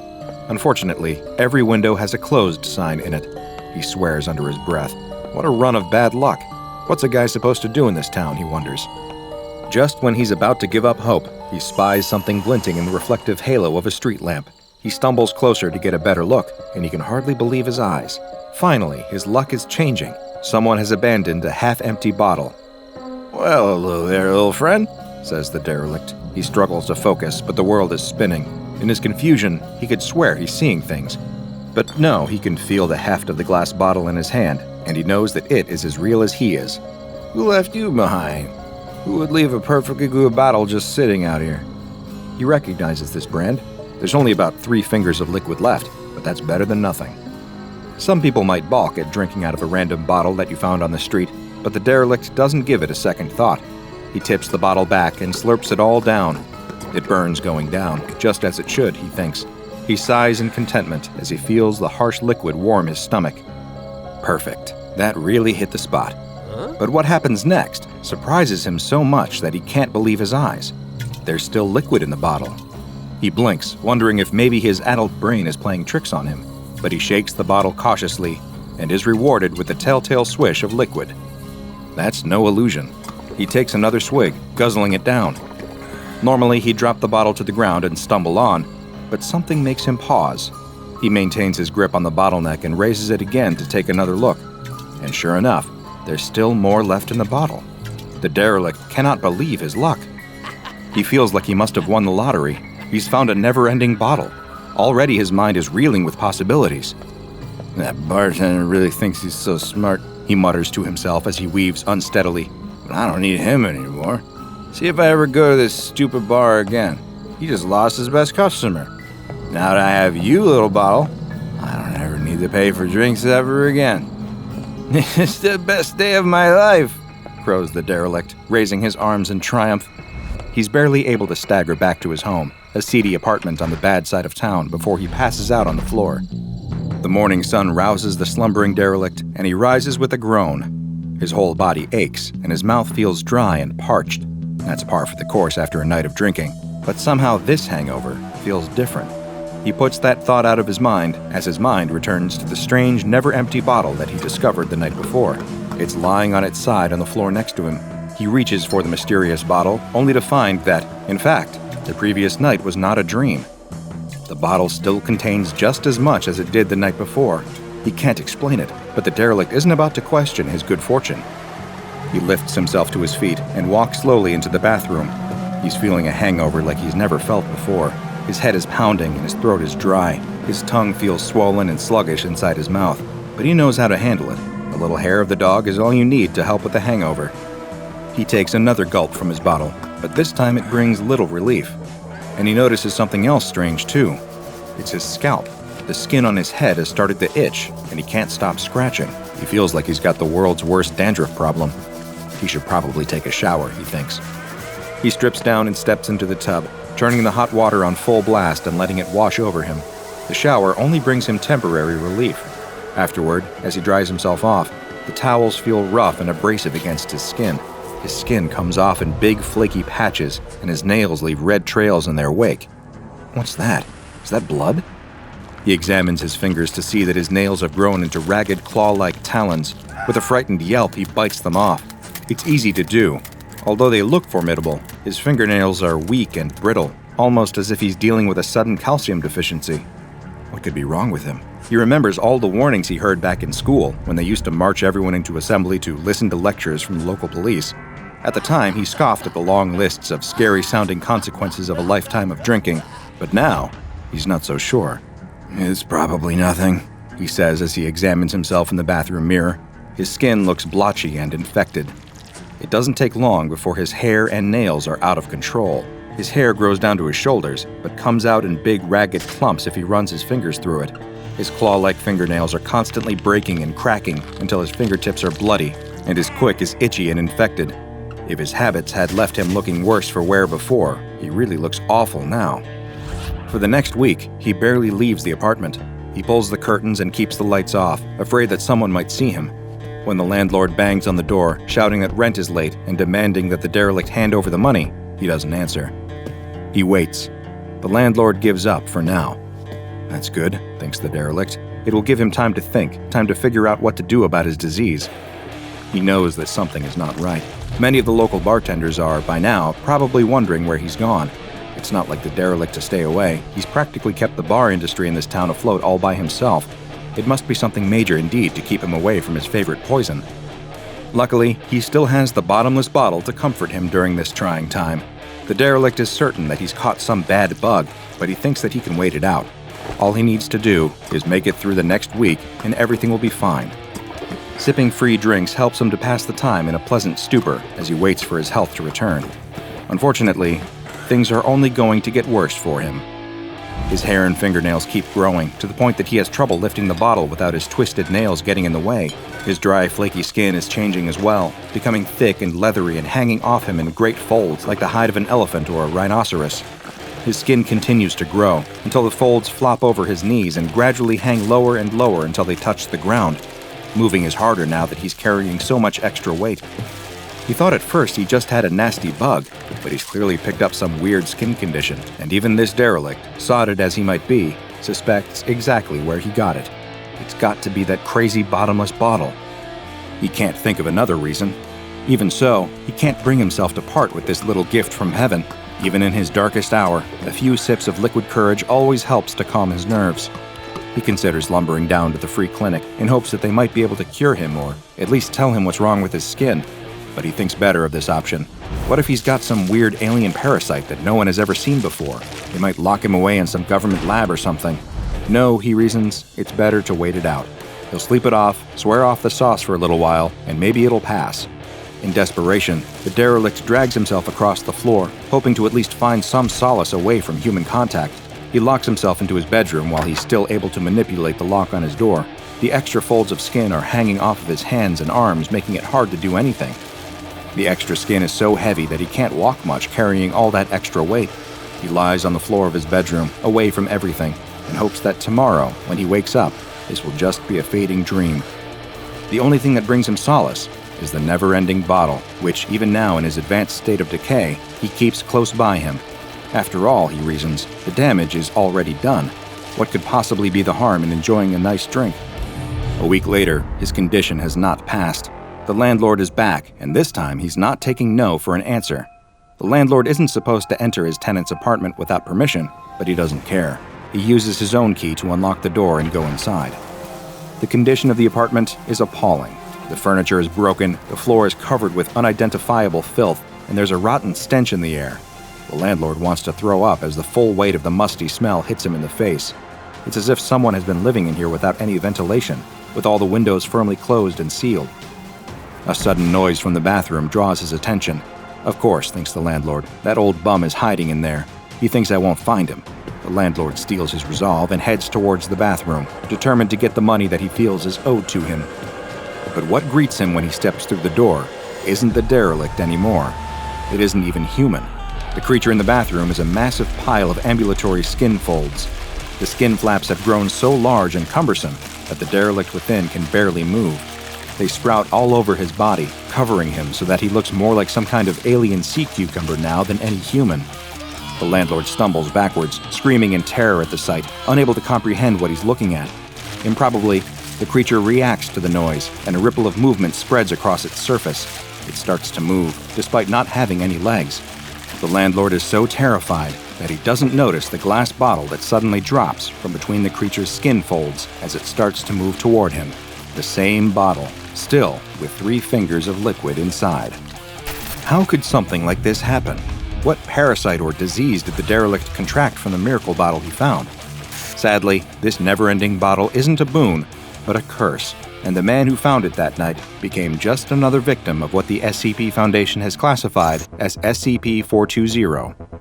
SCP-420 looks like a perfectly ordinary bottle of a certain popular libation, even to the point that it bears the label of a common brand. The bottle always contains a small amount of a mysterious liquid known as SCP-420-1. If this liquid is poured out, SCP-420 will always replenish itself. When SCP-420-1 is potent, it is physically, chemically, and molecularly indistinguishable from ordinary whiskey, although drinking will have an effect far greater than even the strongest liquor. When SCP-420-1 is poured out of SCP-420, though, it undergoes a strange transformation, eventually losing its potency and changing until it is indistinguishable physically, chemically, or molecularly from urine. Consuming potent SCP-420-1 instigates a bizarre physical transformation called SCP-420-2 in 6 stages. In Stage 1, beginning 12 hours after consumption, the subject will start to have difficulty speaking, resulting in slurred speech that is not consistent with normal alcohol inebriation. Their fingernails, toenails, and hair will start to grow at an accelerated rate, but also become brittle and prone to breakage. Nail breakage to the quick often leads to bleeding and infection. The Foundation has had some success in curing SCP-420-2 if it is caught when still in Stage 1, treating it as if it is an aggressive form of cancer with radiation and chemotherapy, as well as a constant intravenous supply of Formula 420A09T-T174B. Victims thus treated have a 73% recovery rate, but a 21% fatality rate. From Phase 2 onward, this protocol can slow the spread of SCP-420-2, but will not stop it entirely. In Stage 2, beginning 1 to 2 weeks after Stage 1, the subject's skin begins to show similar properties to those exhibited by hair and fingernails in Stage 1, becoming dry, brittle, and prone to cracking. As old skin flakes off, the subject's new skin begins to grow at an accelerated rate, eventually forming thick leathery folds all over the subject's body. Skin flaps growing inside the mouth interfere with speech and eventually render subjects mute, but do not appear to impede breathing or eating. Indeed, subjects in Stage 2 exhibit a renewed interest in eating, possibly because the subject's body requires additional nutrients and calories to build the increasingly heavy armor of thickened, calloused skin. Stage 2 subjects will eat anything that they can get their hands on, and many die after attempting to eat poisonous or inedible objects. In Stage 3, beginning 3 to 6 weeks after Stage 2, nerves in the skin layer grow uncontrollably, but no longer connect to the victim's central nervous system. Genetic testing of the skin in this stage reveals that its DNA has become so mutated that it can no longer be classified as human. It is, in fact, a separate and very inhuman organism that almost acts as a parasite growing from the human host. The skin may develop tumor-like growths, which appear to be analogous to human muscle and secretory cells. Hair and fingernails sprout randomly from the mass of skin. By Stage 4, beginning 3 to 7 days after Stage 3, the skin has become a mass of thick, leathery folds, completely covering the human host to the point that they disappear completely. The skin begins to exhibit random twitching movements, as though it is indeed a living organism finally coming into its own as a life form and testing out its new body. The human subject within the skin continues to eat, although brain scans reveal that they are no longer in control of their mouth. Instead, the skin entity forces the mouth to move by moving the attached skin. Small holes begin to form in the skin, eventually growing into narrow tunnels or throats that lead back to the now trapped body of the helpless subject. The subject is still consumed with a ravenous hunger and will eat anything that they can get in their mouth. In Stage 5, beginning 1 to 2 days after Stage 4, the skin begins to move in patterns indicating rudimentary intelligence. The skin, although still attached to the original subject, is now completely and distinctly non-human. It is its own organism. It can move of its own accord, dragging the trapped host along for the ride, and it moves and feeds much in the manner of an extremely large amoeba. It feeds by excreting a digestive enzyme onto foodstuffs and then enveloping the nutrients with its skin folds, again like an amoeba surrounding its food. The food is taken into the throats. These tunnels connecting the outside of the skin to the now completely subsumed host are now directly connected to the host's circulatory system and function as additional mouths. They can consume nutrients which are moved down their length by bristly hairs and further broken down by grinding keratinous plates before being taken into the host's body. Most hosts will remain in Stage 5 indefinitely, although there still remains a much more dangerous Stage 6 yet to come. At this time, it's unknown what factor triggers SCP-420-2 to develop into Stage 6. Little information about Stage 6 is available at this time, although it is known that it involves even more accelerated skin and keratin growth, resulting in a sudden increase in size and mass. Perhaps the most terrifying part of the entire transformation is that the host remains alive for the duration of the process, and sometimes even after SCP-420-2 has settled comfortably into its new life at Stage 5. Mercifully, most hosts will have completely succumbed to insanity by this point, although some are shown by brain scans to still be self-aware and quite calm, perhaps fading into a Zen-like state as they accept the inevitability of their fate. SCP-420 is contained in a storage locker at an undisclosed site maintained by the Foundation, and it is only to be removed from this locker by SCP staff with Level 3 clearance or higher. It has been given the Safe class because, despite the horrifying nature of its effects, at least it doesn't move anywhere. Samples of SCP-420-1 not in use by testing should be stored in the container marked SCP-420-1 Decon in Locker 1014-420 until they lose potency, at which time they can be disposed of as biohazardous liquid waste. Victims infected with SCP-420-2 are not contagious and should be contained in standard solitary D-Class secure confinement. On reaching Phase 3, subjects should receive double rations. Due to the extreme danger of Phase 6, any subjects who reach Phase 4 should be closely monitored for signs that the condition may be advancing further, in which case they are to be immediately destroyed by incineration. Knowing the fate that befalls victims of SCP-420 should make anyone think twice about drinking out of a random bottle that you just found in the street. Though personally, I think that's just common sense. Honestly, no. It doesn't feel like anything is working, the woman tells the man who is seated across the room from her. She's been coming to see him for several months now, but she doesn't feel like she's made progress on any of her issues. The man listens and nods as he jots down some notes on his pad of paper. He has something he wants to discuss with her. She may feel as though she's run out of options, but there is one other thing they could try. He's seen lots of success using this with his other patients, though it's a technique that many would deem to be rather unconventional. The woman is unsure. Unconventional techniques don't exactly instill her with confidence. But at this point, what did she have to lose? The man stands up and motions for the woman to follow him. He leads her out of his office to a section of his practice that she's never seen before, where they stop in front of a closed door. On the door is a window covered by a curtain, and she notices that there are a set of strong locks as well. He unlocks the door and ushers her inside, where she finds that it is a small room, maybe 10 feet across at most, with thick padding on the floor and walls, and bright white lights set into the ceiling. He tells her to wait there just a moment and to make herself comfortable before he excuses himself. The woman looks around at the padded room, wondering just what it is that she's agreed to. The man returns, and now he's holding something. A garment bag. He unzips it to reveal a dark piece of clothing inside, but when he takes it out, she sees now that it isn't clothing at all, at least not any normal kind. It's a straitjacket. The woman is scared, unsure if she wants to go through with this, and he does his best to put her at ease. If she's uncomfortable, she certainly doesn't have to do anything she doesn't want to, but he reiterates that he has had great results using this with some of his other patients. It's been something of a miracle cure. Well, no, cure is the wrong word. He corrects himself and explains that this won't cure her in the way that she's probably thinking, but rather what he's found is that this therapy is able to provide a momentary relief from symptoms, a chance to see what life is like without being plagued by the issues that have led her to seek his help. Once she has gotten a glimpse at what life is like without these burdens, they can work towards bringing her back to that point through other therapies and techniques.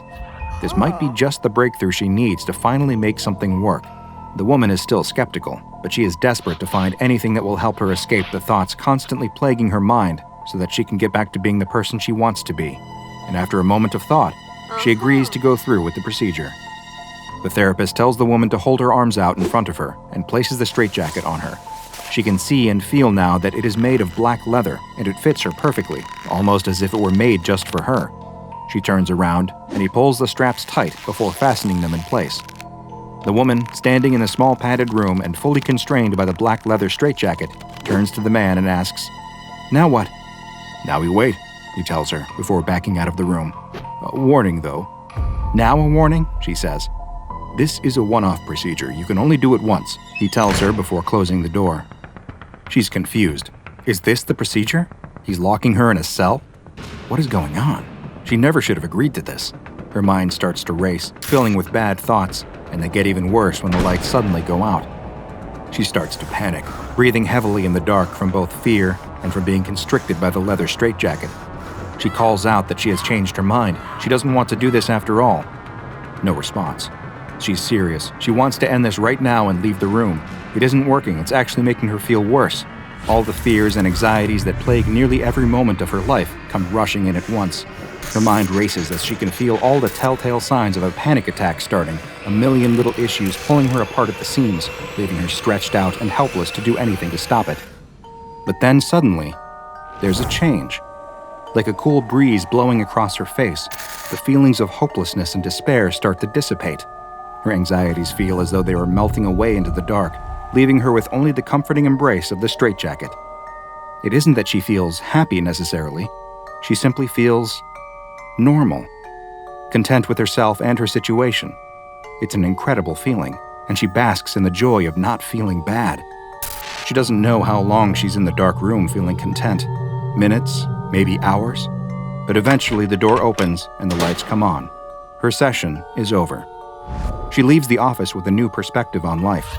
Most of the feelings of satisfaction have gone away already, but still she feels renewed, ready to tackle her issues so she can feel what she felt in the straitjacket again, so she can feel normal. By the next day, though, her new lease on life is completely gone, and she's on the phone with the man pleading with him to let her come in immediately and wear the straitjacket again. He warned her, though, that it was a one-off procedure. Too much exposure is dangerous. She needs to focus on other treatments instead. The woman only wants to come wear it for a little bit, though, just a few minutes to feel that way again. He tells her it's impossible, though. She should be happy it was so successful and move on to new techniques. And besides, he's leaving for a conference and won't be back for a week. They can discuss things again when he gets back. It's raining that night as a figure in a dark coat breaks the glass on the front door and reaches through to unlock the door. The woman enters the office and hangs her wet jacket on the wall. Her flashlight illuminates the room they have their sessions in. No one is there. She walks deeper into the building and spots the door to the padded room. She passes by and goes even further to a back room that she's never been in before. In the room, against a wall, is a metal trunk. She opens it to find the dark garment bag with the leather straitjacket inside. "What do you want me to do again?" the young man asks. He was just supposed to be delivering a pizza, and his boss would be angry to learn that he allowed a customer to invite him in. "This is my office," she tells him, "and I'm working on some new techniques for my patients, but I need to try them out myself first. That makes sense, right?" "Well, sure, I guess," he responds. "But for this particular one, I need some help. It's a secret, though, so I can't get any of my colleagues to help me. But you can help me, right?" The young man nervously swallows the soda she's given him and nods in agreement. She explains that all he has to do is help her tighten the straitjacket, close the door, turn off the lights, and listen. In a little while, when she's finished, she'll ask him to come inside and take it off her. That's it. The young man still seems a little wary of the request. "What happened to your door?" he asks, but she ignores his question and pushes a wad of cash into his hand. The young man shuts the door to the padded cell, and a moment later, the lights go out. The woman is almost immediately taken back to the same mental place she was before. All of the thoughts that constantly repeat in her mind, the ones that she's never able to turn off, suddenly go quiet. She sighs with relief in her dark, safe space. But then, she feels something. Not in her mind, but on her face. A twitch, just a little facial spasm. But then another. There's something wrong. Her face suddenly feels very tight, like it's being stretched. Her eyes grow wide. Her mouth pulls into an unintentional sneer. The young man hears the woman's muffled cries from inside the room and opens the door, but what he sees causes him to emit his own scream before he turns and runs out of the office into the stormy night. "What the heck?" the man thinks as he looks at the broken window on his office door. He enters to see that the door is still unlocked and that there's glass on the floor inside. He walks inside his office and looks around and doesn't see anything. But in an instant, there's a moment of realization. He runs to the back, to the door to the padded cell. The door to the room is ajar, and he listens. Is that breathing inside? He opens the door to the dark cell and turns on the light. The black leather straitjacket is sitting in the middle of the floor, except it isn't the floor anymore. Now, instead, a stretched layer of skin is spread across the padded room, with the outline of flattened bones visible underneath. The man's mind can't comprehend what it is that he's looking at, but then he sees it. In the far corner of the room is the stretched-out face of the woman, her eyelids pulled too tight to blink, leaving her eyes staring up at him. Through a stretched, contorted mouth, she whispers, "Help me." Is there anything crueler than an object that is able to treat your mental health issues, yet has some of the most devastating side effects imaginable? In this humble doctor's opinion, no. And today's anomaly is just such an object. Designated SCP-482, it is perhaps better known as the mentally mutating straitjacket. SCP-482 is a black leather straitjacket that is quite similar in appearance and construction to a mass-produced version, though as you'll see, it is completely unique. Although the straitjacket is comparable in size to other medium-sized versions, it is somehow able to fit virtually any and all body types and sizes. A tag inside contains the words, "Made in Xiaoyan, hand wash only, no acerahena powder," in faded text, though neither the city nor acerahena powder appear to exist in any records that the SCP Foundation has been able to locate. There are no signs of wear on SCP-482, but there are several cuts on the straps that cinch the garment closed, and testing has shown that it is able to be further damaged, though any additional investigations of the extent to which it can be damaged have been suspended due to the lack of viable duplicates. The real anomalous effects of SCP-482 occur when the straitjacket is worn, and the two main effects, which occur one after the other, have been designated as time point alpha and time point beta. Time point alpha is used to refer to the initial stage of a subject wearing SCP-482 and can last a varied period of time, though it is most often between 1 and 6 hours of wear. During this period, the subject will report feeling mentally better, and any negative mental afflictions that they suffer from or are forced to deal with will appear to disappear completely. Additionally, any medications that they may be on will have their effects negated entirely, leading to them returning a result on Foundation standard psychological tests that is consistent with a baseline mentally stable individual. The effects of time point alpha are temporary, and once the subject is separated from SCP-482, any mental illnesses they are living with will be seen to return, but they will disappear once more if the straitjacket is worn again. However, the amount of time a subject spends experiencing the effects of time point alpha are cumulative, and given enough time inside of the straitjacket, they will always eventually reach the second stage of SCP-482. Time point beta refers to the subsequent time period that passes if a subject is still wearing SCP-482 once time point alpha lapses. During this period, the changes to the subject will no longer be mental, and instead, they will begin to experience physical effects. The exact nature of the physical changes will vary, though they do seem to be related in some way to the subject's own mental health issue, with the degree of the change also seemingly related to the severity of their issue. Through the testing of SCP-482 by Foundation researchers on D-Class personnel, a number of different manifestations of the straitjacket's anomalous effects have been documented, and they're recorded in a file designated Experiment Log SCP-482. In the first test, a male D-Class diagnosed with schizophrenia was placed inside of the leather straitjacket. He immediately reported feeling eerily calm, and he was observed to simply sit and stare at the wall with a blank expression for 2 hours and 49 minutes, a period which was later determined to be his time point alpha. Time point beta began 1 minute later at 2 hours and 50 minutes when the subject's body began to contort, and he remarked that he was in a great deal of pain. Various parts of the subject's body began to increase in mass and size, including his head, as his eyes began to bulge out. He called in agony while attempting to make eye contact with the researchers who were observing through a glass viewing window for 34 minutes until a termination order was given. Subsequent examination of the subject's body revealed that his body mass had increased by roughly 180% due to rapid bone and muscle growth. It's unclear what physical process caused this, though genetic tests showed that his DNA had abnormally shortened telomere strands. The observers also reported they experienced an unnatural feeling that rendered them unable to move in a normal manner while the subject was making eye contact with them.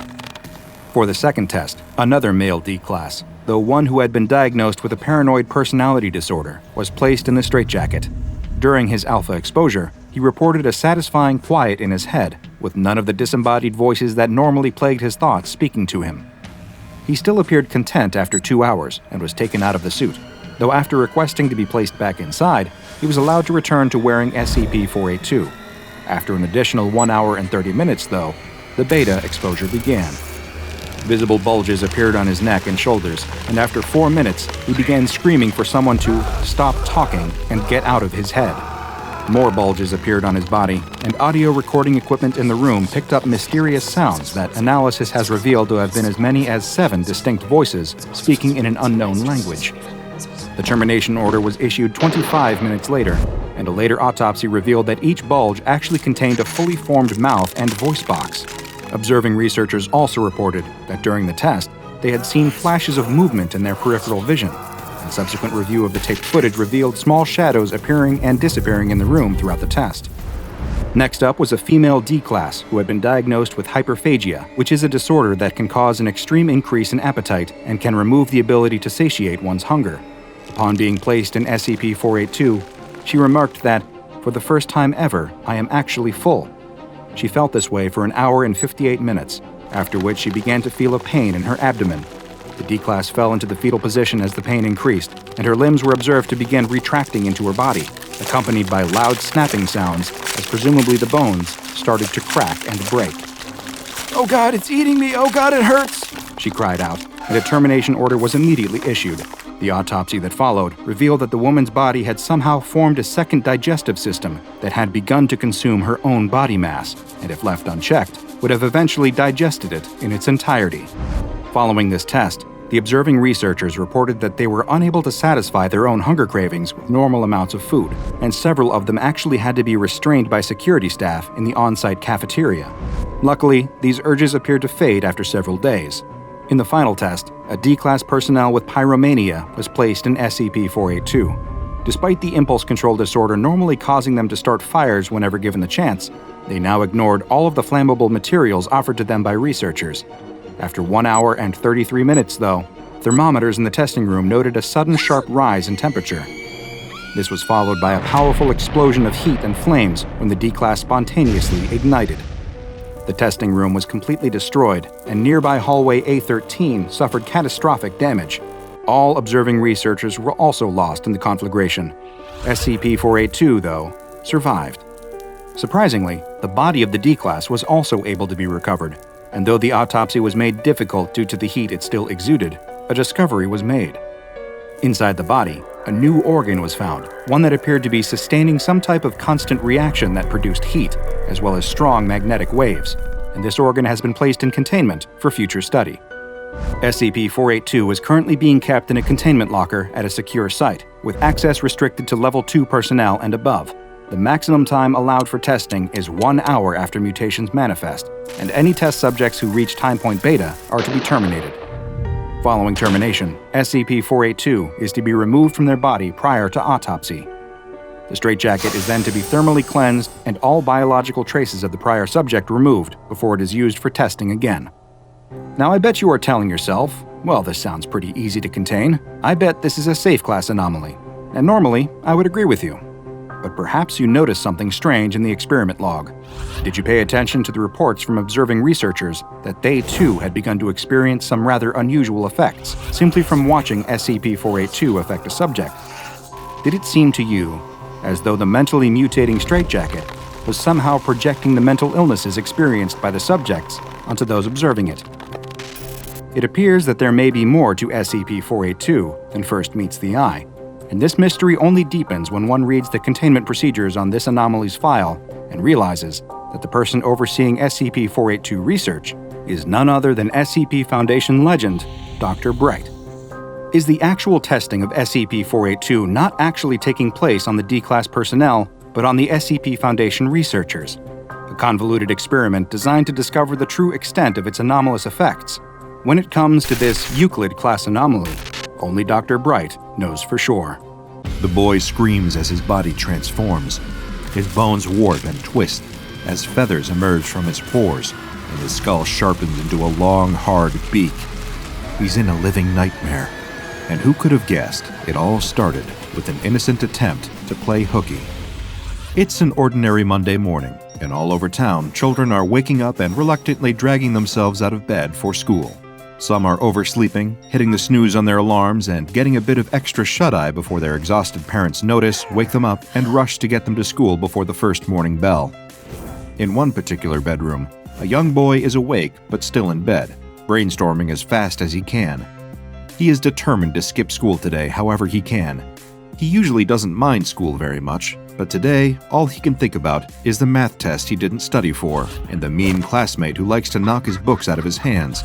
But he can't just ask to skip school for no reason. He has to come up with a plan. He runs to the bathroom, splashing hot water in his face to give him a flushed appearance and a warm forehead. Then he hops back into bed and begins to loudly cough and sniffle until his mother comes to check on him. He complains that he doesn't feel well enough to go to school, and sure enough, when his mother feels his forehead, it is hot to the touch. She agrees to let him stay home from school for the day, provided he stays in bed and gets plenty of rest. He promises that he will, and she leaves to go to work. On her way to work, the boy's mother remembers that there isn't much for him to eat while he's home alone all day. At least, there isn't much that he would want to eat while he's sick. She decides that she can be a little bit late to work for the sake of her son's health, and pulls into a nearby grocery store. She rushes out of her car and into the store, making a beeline for the soup aisle. She reaches for her usual go-to brand of chicken noodle soup, but finds the shelf completely bare. That's right, it's flu season. Of course, the soup is sold out. Oh great, this is exactly what she needs. A sick kid at home, one can of chicken noodle soup left at the store, and the machine won't even scan it. She smacks the side of the machine in frustration, and the screen reads invalid code, transaction canceled. With a heavy sigh, she glances over her shoulder. No one is watching. She tried to pay for the can to do the right thing, but the machine wouldn't let her. So she grabs the can and runs out of the store before anyone can spot her. While his mother is out, the boy is at home raiding the pantry for snacks to sate his not at all sick appetite. He fills up on Oreos and toaster pastries, cheesy crackers, and chips. When he hears his mother's car pulling into the driveway, he quickly wipes the crumbs from his face and jumps back into bed, just in time for his mother to find him there, resting like he promised he would. She gives him a kiss on the forehead and tells him that she'll heat up some chicken noodle soup for him to eat. She's in a hurry to make it to work, though, so she'll need to leave it in the microwave for him. She pours the contents of the soup into a bowl, adds a bit of water, and pops the bowl into the microwave for a few minutes. She calls up to her son, letting him know that the soup will be ready when the microwave dings. Then she rushes out the door and heads to work for the day, confident that her son will be fine through her shift. If he happens to need anything, he can call her and let her know. The boy hears the microwave ding, but his stomach is too full from his rummage through the pantry for him to want any of the soup, in spite of its heavenly aroma. Instead, he creeps into the living room and sits down to play video games until his eyes start to hurt.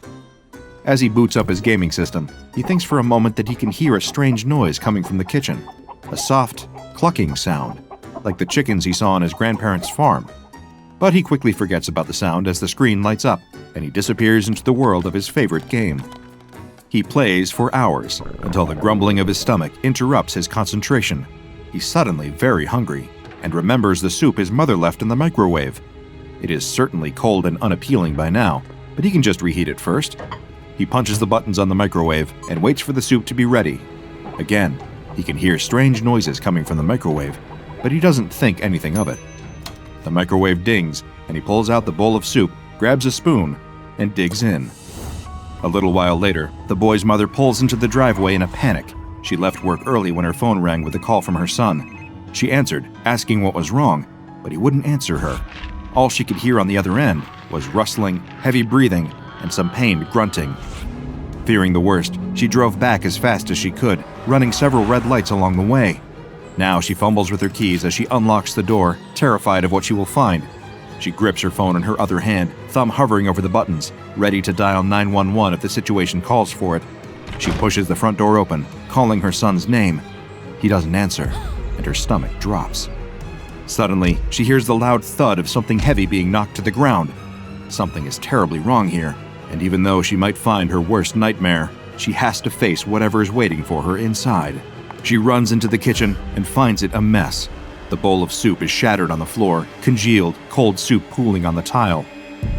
The kitchen table is turned over on its side. The kitchen chairs are in disarray. But the strangest sight is the dozens of tiny, white, fluffy things on the floor, counters, and furniture. She picks one up for a closer look and finds herself even more confused than before. It's a feather. They're all feathers. She calls her son's name again, praying for a response. This time, she receives one, though not the one she hopes for. She hears the sound of shuffling footsteps up above, followed by a strangled sound like a scream caught in someone's throat.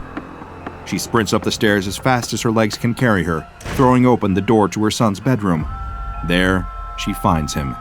But this is not the bright-eyed boy that she left behind when she left for work. His arms are covered with a thick layer of white feathers, the same feathers that are beginning to poke through the skin of his face. The top of his head has elongated into a floppy comb of excess skin, the same sort of excess skin that is wobbling below his chin. And his mouth, it doesn't look like a mouth anymore. It's pointed and hard, and his lips click together when he speaks, or rather, clucks. His bare feet are scaly and red, with claws protruding from his toes. He flaps his wings frantically, eyes wide and wild, clucking and running back and forth across the room.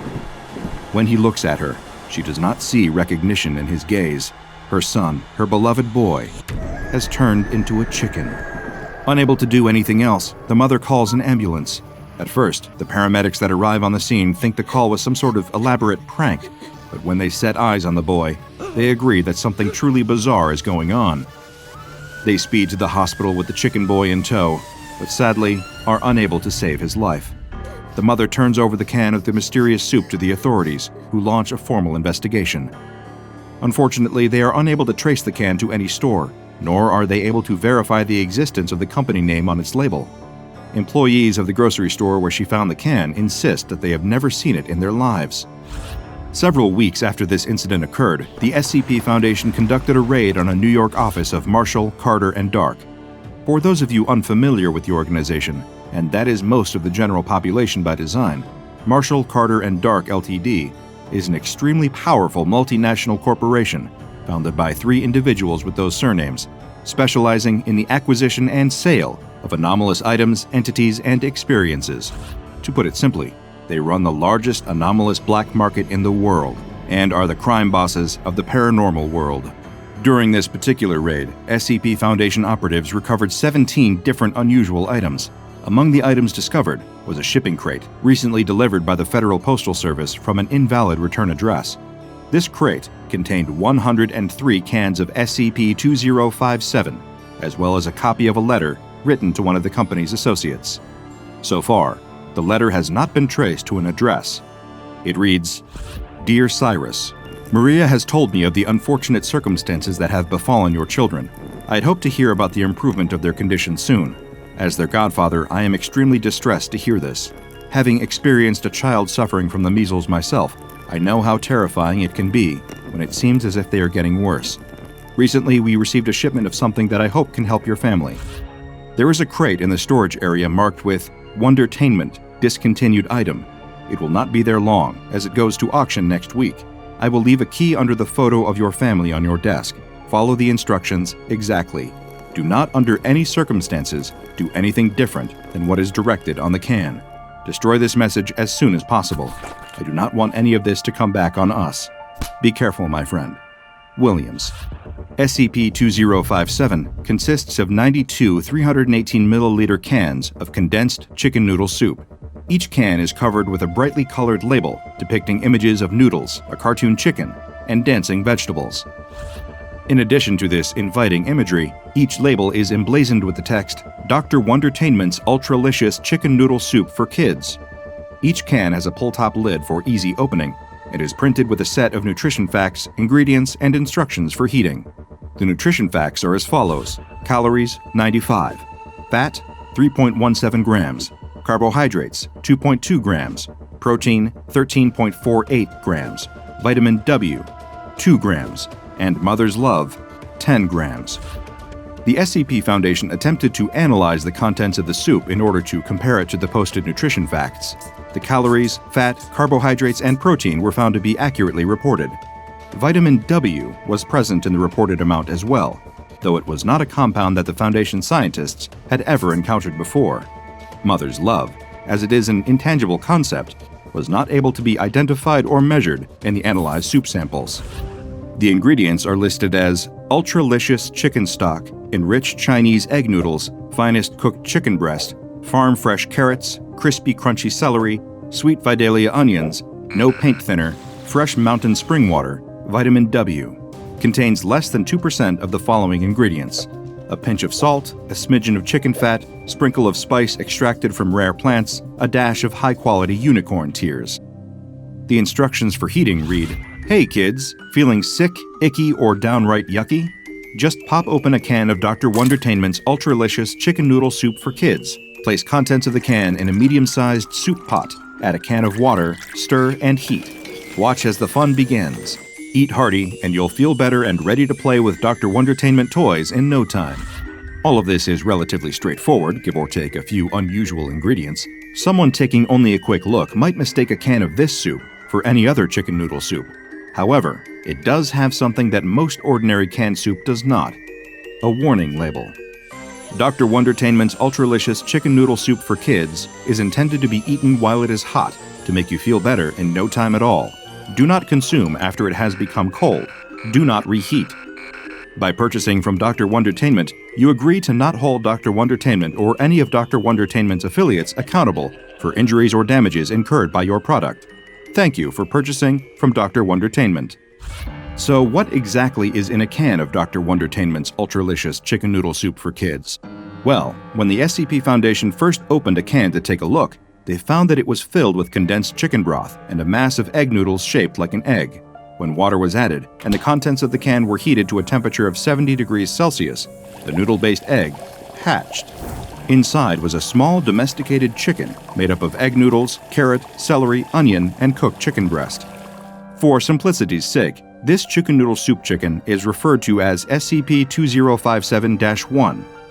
As the Foundation researchers continued to heat the broth to a higher temperature, SCP-2057-1 began to move around, make audible chirping sounds, and eat the broth. As it ate, it grew larger and larger until it reached a mass of 85 grams and resembled a miniature adult chicken.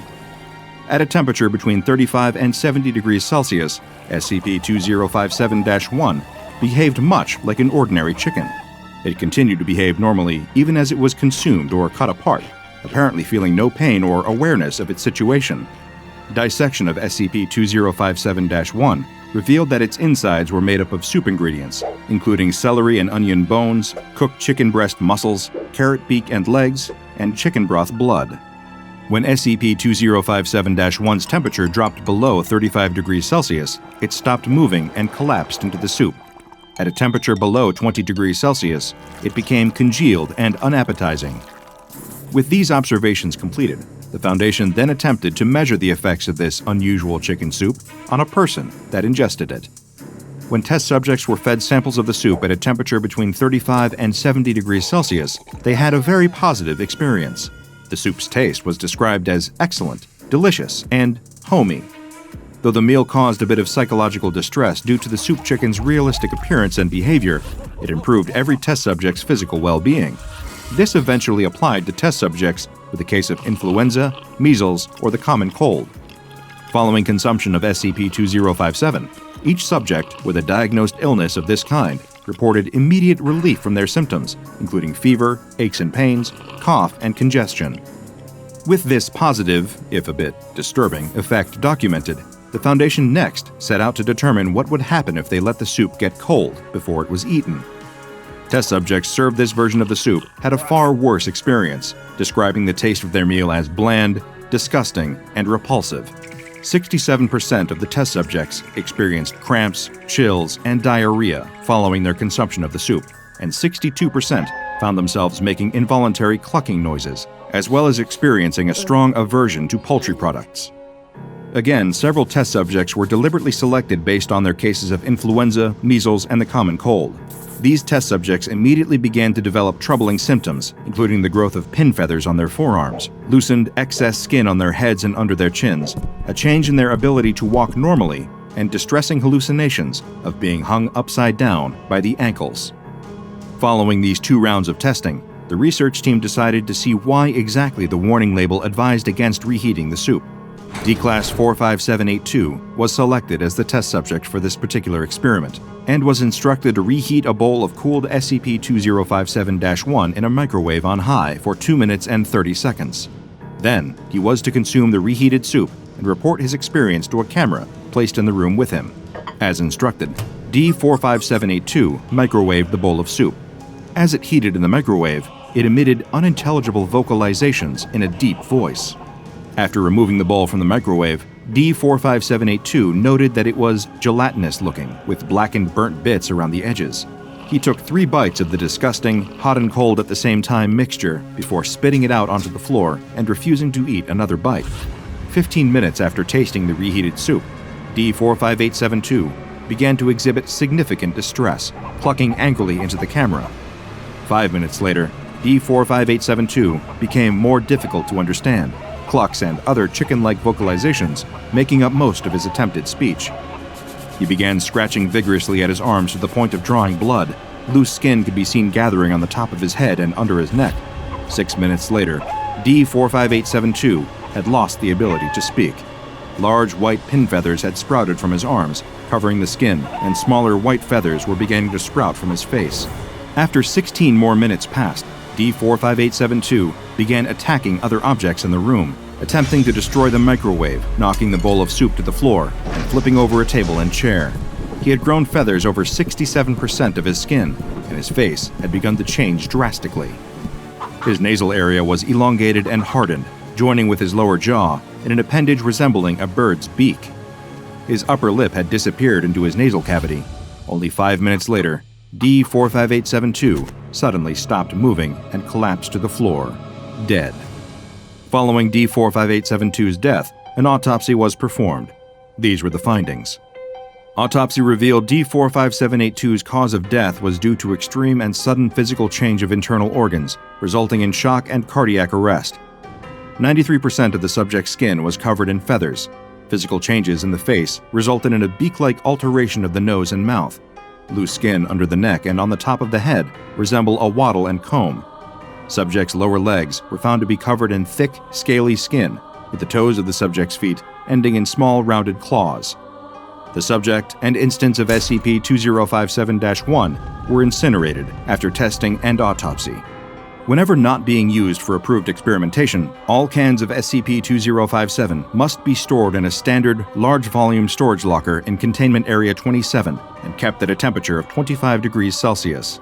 Because SCP-2057 is in limited supply, all experiments must first be approved by at least 2 personnel with 2-1103 clearance, as well as receiving the go-ahead from Dr. Applegate. There are still 41 cans of Dr. Wondertainment's chicken soup unaccounted for, and the Foundation has been unable to track them down so far. Who knows where they ended up? Maybe at another office of Marshall Carter and Dark.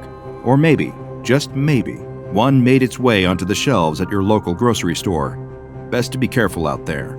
When you're feeling sick, hungry, or in need of a little pick-me-up, there's nothing quite like a steaming hot bowl of chicken noodle soup. Just make sure to read the label carefully and always follow the printed instructions. If you ignore them, you might just find that your chickens have come home to roost. After all, as the saying goes, you are what you eat. A young woman steps onto her bathroom scale. She holds her breath and squeezes her eyes shut, afraid to see the results as she listens to the dial spinning. When it slows to a stop, she opens her eyes and looks down. She balks at the result. 150 pounds! That's unacceptable in her eyes. She steps off the scale and examines her reflection in the full-length mirror. In truth, her weight is far from out of control, but when she looks at herself, she can't help but see flaws. The subtle ring of pudge around her middle, the way her butt sticks out just a little too far for her liking, the very faint thickness around her cheeks and chin that hint at her history of snacking. As she leaves the bathroom, she reflects on her situation. Of course she's gaining weight. How could it be any other way? For the last 2 years, she's been in lockdown during a pandemic, and she's barely left her apartment. She let her gym membership lapse, and instead of cycling to work, she's instead taking the easy way out by just driving. And it's not like she gets much exercise in her free time either. During these last 2 years of isolation, she's mostly stayed in and watched television. She's discovered a particular love for trashy daytime talk shows and court dramas. Intellectually, she knows that they're the equivalent of junk food, but at the same time, there is a certain mindless charm to them. She would be embarrassed to admit it to any of her friends, but she does enjoy just turning off her brain and absorbing some silly talk show about professional stunt dwarves or Satan-worshipping furry juggalos. That sort of entertainment has been a boon to get her through the tough times. Nevertheless, it's time to make a change. She promises herself that she's going to get into shape. Today, instead of vegging out on the couch, she's going to make an effort. She's going to go out and get some exercise, and she tells herself she's going to watch those extra pounds melt away right before her eyes. She hopes that her old gym clothes will still fit her. After all, she's definitely put on some extra weight since her last trip to the gym. After rummaging through her drawers, she finds what she's looking for: her spandex gym shorts and sports bra. She quickly changes her clothes and is relieved to see that, although they might be a little snugger than she would like, they still fit her pretty well. That's a good sign. She probably won't even have to work very hard to get herself down to her ideal weight. It's all a matter of willpower, she tells herself. I was fit before, so that means I should be able to do it again. All I have to do is avoid temptation. I'll just have to make sure I stay active instead of watching trash TV all day. After all, I don't want to rot my brain too much. On the first day, she actually does an admirable job of sticking to her plan. She cycles to work, enjoying the fresh air and the reassuring post-workout burn in her legs that let her know that she's making progress. She throws away all the junk food in her refrigerator and goes shopping for healthy fruits and vegetables. And, most important of all, she limits her television time. She knows that trashy TV is probably her biggest addiction, even more than junk food, so she needs to be careful of that. On the second day, though, she notices something strange. She starts off with a simple, healthy breakfast, just some granola and a glass of juice. It's barely enough to satisfy her, but she knows that she has to make sacrifices if she expects to actually lose any weight. After breakfast, she decides to go out for a jog. As she's out on the street, she's overcome with sudden hunger. Of course, that's to be expected. She's on a diet now, so it's going to take some time to adjust to these smaller meals. She puts her hand to her rumbling stomach and grimaces. She's never felt this hungry before. If she didn't know better, she would think that she hadn't eaten for a week with the amount of pain that she's feeling.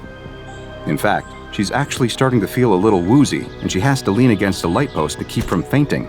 She shakes her head to clear her thoughts. Okay, she thinks, I must have misjudged how many calories I need to get me through a morning. Her eyes stray to a nearby coffee shop. She sighs in relief.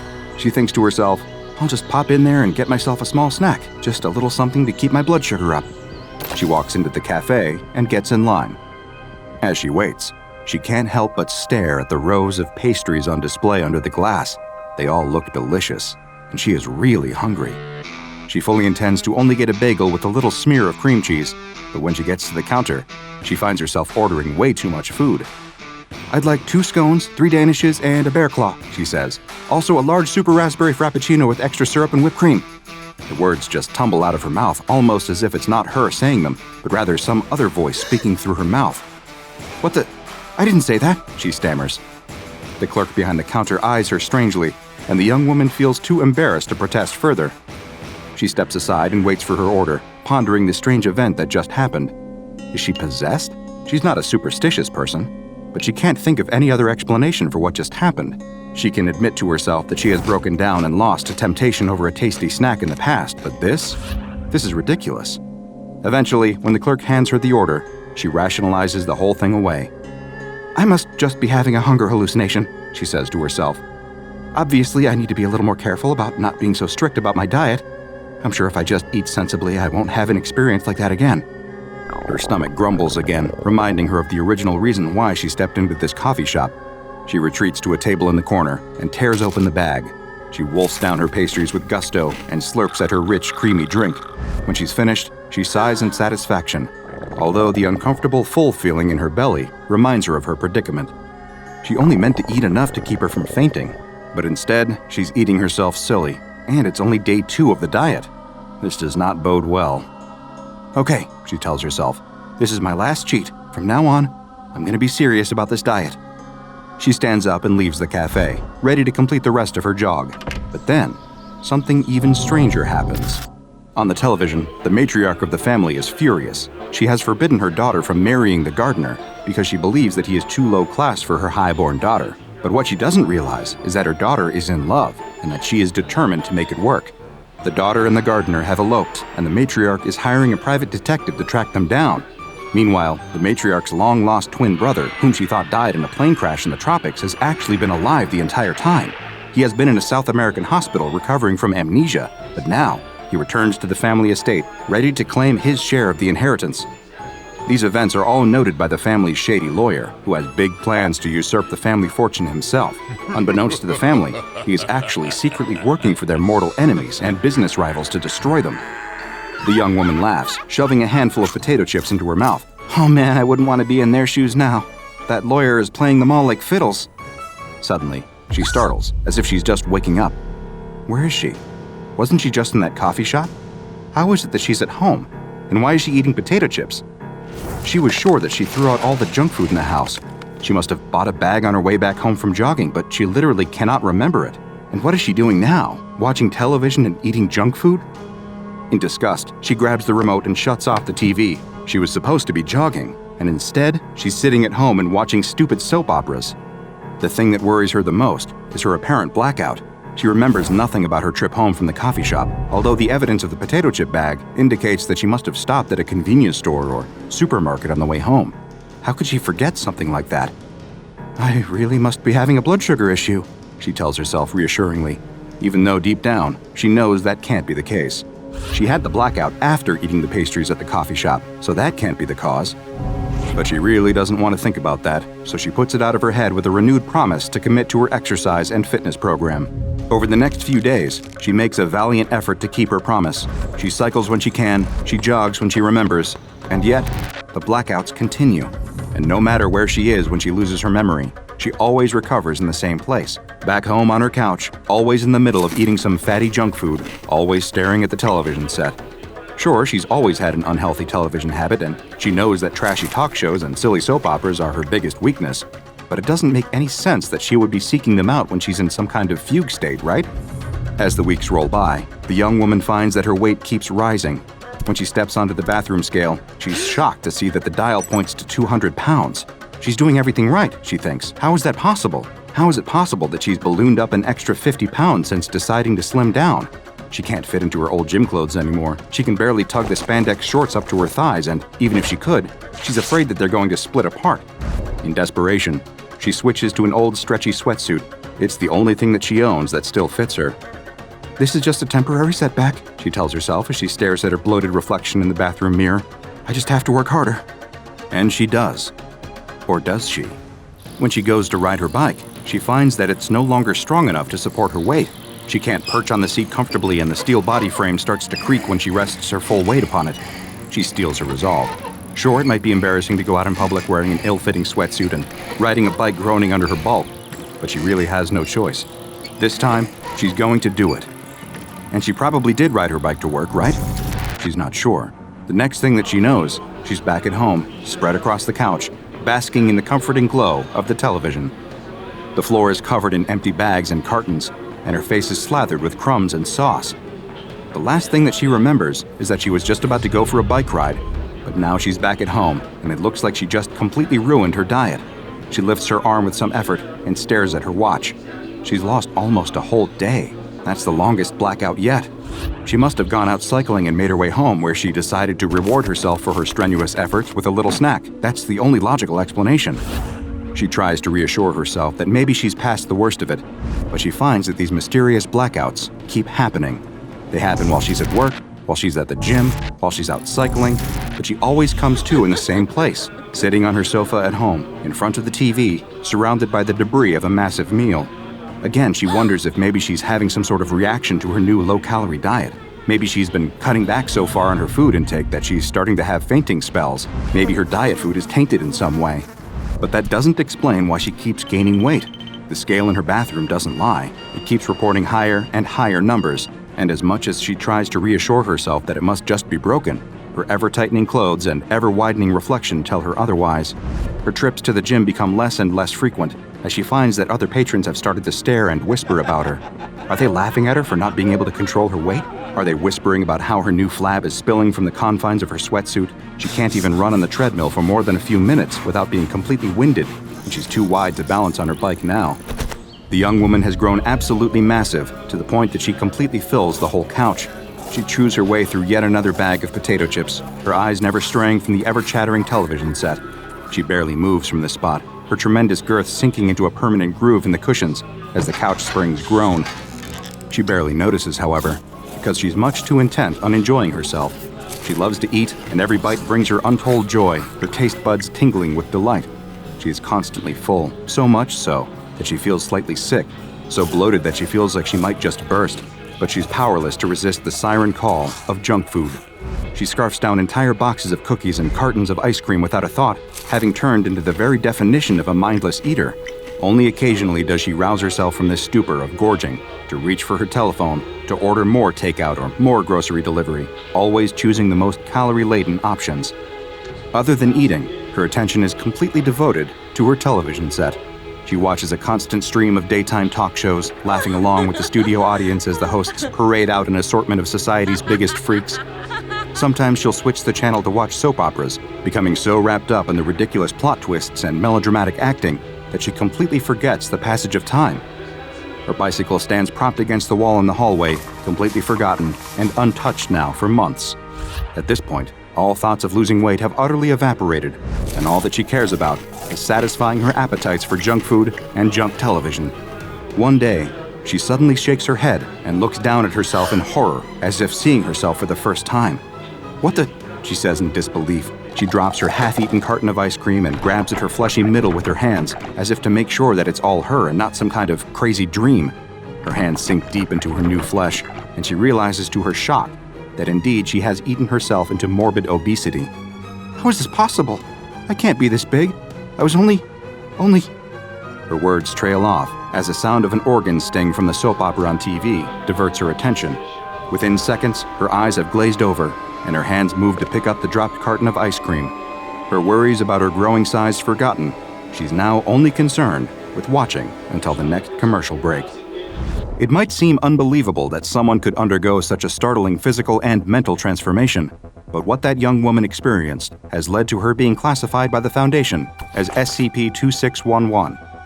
SCP-2611 is, as you might have expected, a young woman currently weighing approximately 500 pounds. Her mobility is limited due to her weight, although SCP staff encourage her to take light exercise whenever possible, in hopes of preventing her mobility from deteriorating further. She also suffers from several health issues related to her weight and lifestyle, including diabetes, for which she is receiving treatment by Foundation personnel. Her awareness of her situation and surroundings is severely limited, as she spends most of her time in a stupor, but when she is lucid, she believes that she is in a special facility receiving treatment for her weight problem. In reality, SCP-2611 is under observation because of SCP-2611-1. SCP-2611-1 is a mass of sentient fat located on SCP-2611's left side. SCP-2611-1 has become integrated with several of SCP-2611's vital organs, making it too dangerous to attempt to remove SCP-2611-1 via liposuction or other means. SCP-2611-1 has gradually exerted increasing control over the mind and actions of its host, to the point that SCP-2611 is only fully conscious for 1 to 2 hours daily. The rest of the time, SCP-2611-1 is fully in control of its host's behavior. Prior to coming to the SCP facility, SCP-2611-1 influenced its host to consume massive amounts of calories, leading to the mysterious and sudden weight gain that we observed earlier. This was possibly an attempt by SCP-2611-1 to increase its own size and influence, but as of yet, its reasons, as well as how it exerts control over its host, are unknown. When in control, SCP-2611-1 can speak through its host, communicating in standard American English. SCP-2611's access to food has been limited since her arrival at the Foundation, so as to prevent her weight gain from accelerating to dangerous levels. Other than eating, SCP-2611-1's main interest appears to be daytime television. Attempts to communicate with SCP-2611-1 have so far met with little success due to the anomaly's limited attention span for anything other than the minutiae of daytime television. In a conversation with one researcher, however, SCP-2611-1 let slip that it preferred daytime television to the programming watched by, quote, that other guy, suggesting that it lived inside a different host before it eventually took up residence within the body of SCP-2611. At another point, while in the middle of a conversation about a court drama, SCP-2611-1 suddenly announced, kill it now, I don't care if I die." Staff believe that this might not have been SCP-2611-1 at all, but rather the voice of SCP-2611 trying to break through the hypnotic control of her parasite to call for help. At this time, no drastic action is recommended until further observations can be made. SCP-2611-1 does not appear to be contagious, and the way that it bonds with the host is unknown, so it is currently classified as safe. At the moment, SCP-2611-1 is the only known instance of its kind. However, considering rising levels of obesity worldwide, it is not unfathomable to think that there could be countless other instances influencing the behavior of other hosts to dedicate their lives to consuming food and television. Who knows? It's not like most of us would need that much convincing. The year is 1630, and the city of London is bustling with new life. The streets are filled with people going about their daily lives, cramming into housing and businesses, and struggling to accommodate the rapidly increasing population, which has more than doubled in the previous 50 years. Among the new citizens of London is a dark figure who keeps to himself, a man in long black robes and a beaked mask, dressed like the plague doctors of the Black Death centuries before. The figure that will one day be known as SCP-049 has come to London town to embark on the next chapter of his life in his ongoing quest to solve the ills plaguing humanity. Though one might expect his appearance to make him stand out, most of the citizens surging through the city streets have far more important things on their minds than what the man in the mask might be up to. So he has managed to carve out a little sanctuary, an empty warehouse where he rests and works. When curiosity gets the better of him, he slinks down alleyways, avoiding crowds and listening for any whispered secrets he can catch from the shadows. It is on one of these outings that he hears tell of Henry Percy, also known as the Wizard Earl, a mysterious researcher of science and the occult, held in Martin Tower in the Tower of London. A man of wisdom and curiosity, pushing the boundaries of scientific study. That is just the sort of man that the Doctor has been hoping to meet and learn from here in this great city. The Plague Doctor swiftly abandons his sanctuary and makes his way to the Tower of London, where he makes swift work of the guards that would bar him from entry. He does not enjoy harming innocents, but alas, some sacrifices must be made in the pursuit of greater knowledge and understanding. Leaving a trail of bodies in his wake, the Plague Doctor makes his way into Martin Tower. Excuse me, sir. I apologize for the intrusion, but as a fellow academic, I wondered if I might speak with you. But as he enters the chamber, the Doctor finds that his polite introduction was wasted on an empty room. Wherever this Wizard Earl might be, he is not in his designated quarters. Fearing the worst, the Doctor searches for signs of a struggle, for bloodstains on the floor or overturned furniture, but everything appears to be in its rightful place. Where, then, could Henry Percy have gone? The Plague Doctor explores every inch of the tower, searching for any clues that might point him in the direction of the missing man. He inspects every item on every surface, pulls every book from every shelf, but as he pulls one particular book from its spot, the bookshelf appears to pop loose from the wall like a door opening. Indeed, it is a door, revealing a dark, winding stairway just beyond its secret opening. Ah, so this is where you have disappeared to. Truly, this Earl must be a clever man, a good ally to have in the battle against the pestilence. He follows the stairs down, down into a small room in the bowels of the tower. It is a sparse, barren room, with only a stack of journals and a large iron door. The Doctor spends hours searching for a lock or other mechanism to open the door, before turning to the journals left behind by the tower's occupant. There, he discovers the instructions for unlocking the iron gateway, directions he recognizes from his time studying alchemy. Fortunately, he has all of the necessary materials tucked away in his trusty doctor's bag, and he is able to effectively perform the esoteric procedure. As he dusts off his gloved hands, content with a job well done, he hears the click of a bolt unlatching, and the second secret door he has discovered today swings open to welcome him in. Ever the adventurous spirit, the Doctor picks up his bag and crosses the threshold into whatever awaits him on the other side. As the iron door shuts behind him, the Doctor gazes up into a yellow sky dotted with an infinite number of black stars. A breeze blows the scent of dried flowers, mold, and the dusty pages of century-old books into his nostrils. He hears the sound of waves lapping at a shore and turns to take in the sight of a thick black sea washing up onto a stark white shore. The world around him is an array of black, white, yellow, and red, the yellow sky reflecting in the inky waves, the glittering black stars dancing above garish red buildings, white staircases, yellow doors, and black windows made from something like stained glass. This strange new place is not empty either. All around him, there are as many people bustling through the streets as there are back in London, though their attire is quite different. These people dress in a way that feels familiar, that reminds the Plague Doctor of the ornate clothing he once saw at the Carnival of Venice. The people cover their faces too, commedia dell'arte masks hiding their features and giving them a mysterious appearance. For the first time since the days of the Black Plague, the Doctor is keenly aware of the fact that he does not stand out in this place. In fact, he blends right in. Now to search for Henry Percy, or anyone else who can offer the Doctor some helpful insight. Uncertain of where exactly to start, the Doctor decides to simply strike up a conversation with a stranger. A woman walks by in an elaborate red gown, her feathery white mask almost resembling a swan. Excuse me, madame, the Doctor calls to her, stepping into her path. No time to talk, I'm already quite late. She brushes past him, and the Doctor braces for the ill effect of physical contact between the two to take hold. However, she continues on her merry way, seemingly unaffected by his normally deadly touch. He watches her go, stunned into silence for a moment. The citizens of this strange new place. It is safe for him to touch them. Something else catches his eye about the woman too. Up close, it seemed to him that her mask was not a costume piece, but in fact, a part of her face, much like his mask was a part of his own. How curious, he remarks aloud to himself. Henry Percy can wait. This is a far more compelling matter. I must uncover more about this land. And so the Plague Doctor takes a long stroll through the unusual city, noticing as he goes that the geometry and gravity of this place do not play by the rules he recognizes. Buildings slant at odd angles, alleyways and corridors appear and disappear as the layout of the city seems to shift at random with each glance. The people themselves are just as bizarre as the place they occupy, behaving either uniquely rudely or entirely too familiar.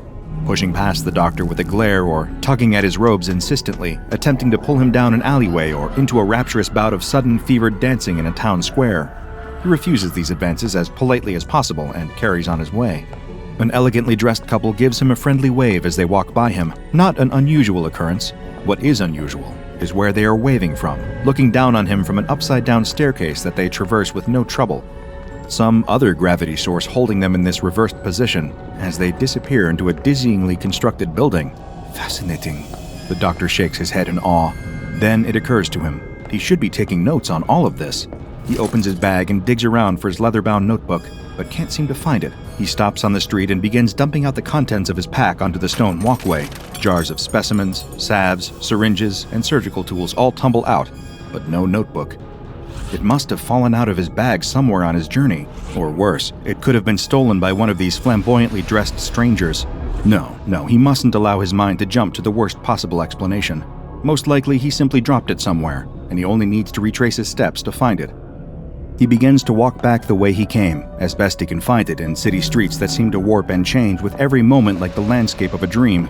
He approaches dozens of people, but each stranger he speaks to brushes him aside, rushing off to their far more important business.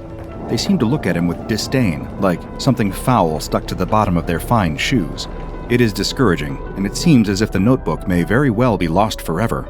But then, hope. Amidst a sea of people hurrying to their next destination, the doctor spots a man in a red cloak standing notably still, leaning against a nearby wall. The figure looks up at him, eyes shining behind a red mask in the shape of a happy, smiling face, reminiscent of the figure of Il Capitano from Commedia dell'arte performances the doctor dimly recalls. He sheepishly approaches the grand figure in the cloak and red mask, explaining that he is an outsider to this place. When the red-masked man speaks, he speaks in a warm voice, but with a distinct air of authority. Welcome to Alagada, sir, for that is the name of this kingdom. You are fortunate, very fortunate indeed, for I am the Red Lord of Alagada, wearer of the mirthful mask, a chief advisor to the king. Being a man with medieval origins, the plague doctor bows deferentially the second he hears that he's in the presence of a lord. With his knees on the ancient cobblestones below, he begs the Red Lord for assistance in finding his precious notebook, the bearer of all his research and valuable scientific secret. The Red Lord pushes himself away from the wall, standing at an impressive height, seemingly suddenly far larger than he had at first glance. His face seems to strike a sympathetic tone, as sympathetic as one can be while wearing a mask. With a grandiose hand gesture and a dramatic stride, he asks the doctor to follow him and begins strutting off down the alleyway. The doctor has come across a person with good manners in this confounding place. He follows close behind the Red Lord as the two traverse the unstable landscape, following a yellow cobblestone street to a winding black staircase that curls around and around in a seemingly eternal spiral before tilting dizzyingly on its side. The doctor hesitates, afraid he will lose his footing, but much to his surprise, the laws of gravity seem to shift along with the angle of the stairs. It feels as if he is still walking along the same even plane as before, though he can see the sights below now jutting out of view at a disconcerting right angle that makes his vision swim and his stomach turn. So he turns his gaze onto his companion's back, matching the Lord's every confident step. He wonders idly where the man is taking him, but decides to hold off on additional questions until they have reached their destination. The Red Lord comes to a stop at the top of a tall, thin tower. He stands before an unusually shiny black door that curls down at the edges, like the entryway itself is frowning. He sweeps his arm in the direction of the door and beckons the plague doctor to follow him inside. Before the plague doctor can even mention that the door has no handle or knocker, it simply opens of its own accord, as if by magic. He shakes his head. The Red Lord has already vanished inside, and he quickly follows him. The color palette of Alagada is already quite limited, but this room is stripped of the scant bits of bright pigment found outside. Not a scrap of red or yellow can be seen here, save for the suddenly garish garb of the Red Lord himself. The chamber is decorated in black and white, shimmering black velvet and cold, cruel white marble or something like marble, as this material has an eerie, icy sheen that almost hurts to look at. In a large black chair that again curls down at the edges in a melancholy fashion, there sits another masked man. He is clad in black robes, and his pale white face bears the face of tragedy, open mouth curved into a permanent frown of anguish. The Red Lord gestures to the figure in the chair, who does not speak, and introduces him as the mighty Black Lord of Alagada. The Plague Doctor can see the Black Lord's eyes following him from within the holes of the mask. A mask that members of the SCP Foundation would later refer to as SCP-035. The Doctor asks whether the Black Lord can help him find his book, puzzled at this whole situation. The Red Lord throws his head back and begins to laugh, a warm and genuine sound that nonetheless sends a shiver down the Doctor's spine. The Red Lord claps a hand on the Doctor's shoulder, giving it a squeeze that feels encouraging and threatening all at once, explaining that he'd been brought here under false pretenses. The Lord's already had the book. The Black Lord just needs a favor before he can have it back. Thank you for accepting my invitation. The Black Lord speaks, his voice hissing out from the scowling mouth of his mask. The Plague Doctor protests, demanding his book, furious at the deception. Oh, you'll get them back. The Red Lord laughs again. The Black Lord will return them if you prove yourself worthy of their ownership. I bid you farewell, Doctor. May your stay in Alagada be pleasant. The Red Lord sweeps out of the room, leaving the Doctor alone with the Black Lord. Silence hangs heavy between the two, before the Doctor asks the Black Lord why he'd even want a physician from another world to attend to him. The Black Lord wheezes and spits up black slime that corrodes the ground beneath him. The Doctor shakes his head. I am no miracle worker, only a simple doctor. I struggle to treat the ailments of my own world. I do not wish to disappoint you, but I have failed again and again to cure the pestilence that plagues my home. I do not know if I would have the capacity to cure you. The Black Lord's frown seems to deepen. I am very sorry to hear that. Perhaps I should keep your notes for myself then, and give them to an Alagadan physician for research. The Doctor's composure breaks. He stomps about the chamber, flinging open every door he can find, searching desperately for the work he'd spent his extremely long life painstakingly compiling, the work that represented his sole efforts in the medical field. He stops at a padlocked door on the far side of the room, grabbing hold of its lock. The Black Lord suddenly cries for him to stop, but it is too late. The Plague Doctor has wrenched the lock free from the door.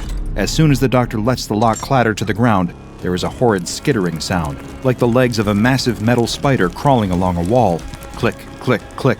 And then, all at once, the formerly padlocked door is thrown open with such force it nearly rips from its hinges. A creature crawls through the opening, a monster with the body of a shiny yellow spider, a smooth white humanoid torso, 2 long clawed arms, and a round, featureless orb of a face. It lashes out blindly, raking its claws at the Black Lord where he sits on his chair. Then, before the Plague Doctor can even try to apprehend it, the monster rips through the main door of the chamber, climbing out and over the edge of the tower, and down to the city below. The Black Lord shouts for the Plague Doctor to help him. What about the monster? What will become of it? The Plague Doctor's mind races, trying to wrap around what he just witnessed. But the Black Lord has no interest in the monster. The city guards will take care of that. He needs help with his own injuries. The Lord groans in pain, a thick black substance leaking from his wounds and spreading across the once pristine white floor. The Black Lord implores the Plague Doctor to treat him. The Plague Doctor remembers his duty to all that suffer from illness and injury, an oath he once took a long, long time ago, and he opens his doctor's bag, ready to get to work. He has no grasp of Alagadan physiology, no idea where to begin in terms of performing any procedure on the Black Lord, but he cannot stand idly by and watch this man suffer.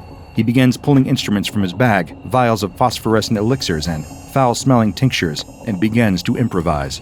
He cleans the wounds with gauze dipped in one of his many tinctures, then begins treating them. The Black Lord's shallow breathing slows to deeper, calmer breaths as the medicine begins to do its job, and these positive results spur the doctor to work faster. He seals up each of the wounds, then slathers them all in a glowing green salve to prevent infection, if infection even exists in this world.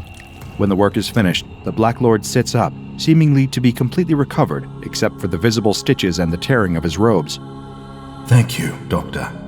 I stole from you, and yet you helped me anyway. Allow me to return this to you, along with my sincerest gratitude. He reaches into the depths of his robes and produces the doctor's leather-bound notebook. Take it. The doctor snatches the notebook from the Black Lord's grip and returns it to its rightful place inside of his bag. Villain, he mutters to himself as he does. Our ways may seem strange to you, the Black Lord says. But these are troubled times in Alagada.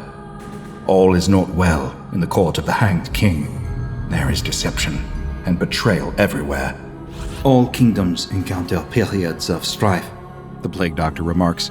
If you will excuse me, now that I have treated you, I will be on my way back to my own land. I do not wish to stay here any longer. Of course. The Black Lord waves him toward the door. As the doctor prepares to leave, however, the Black Lord speaks again. Are you quite sure that is your land, Doctor?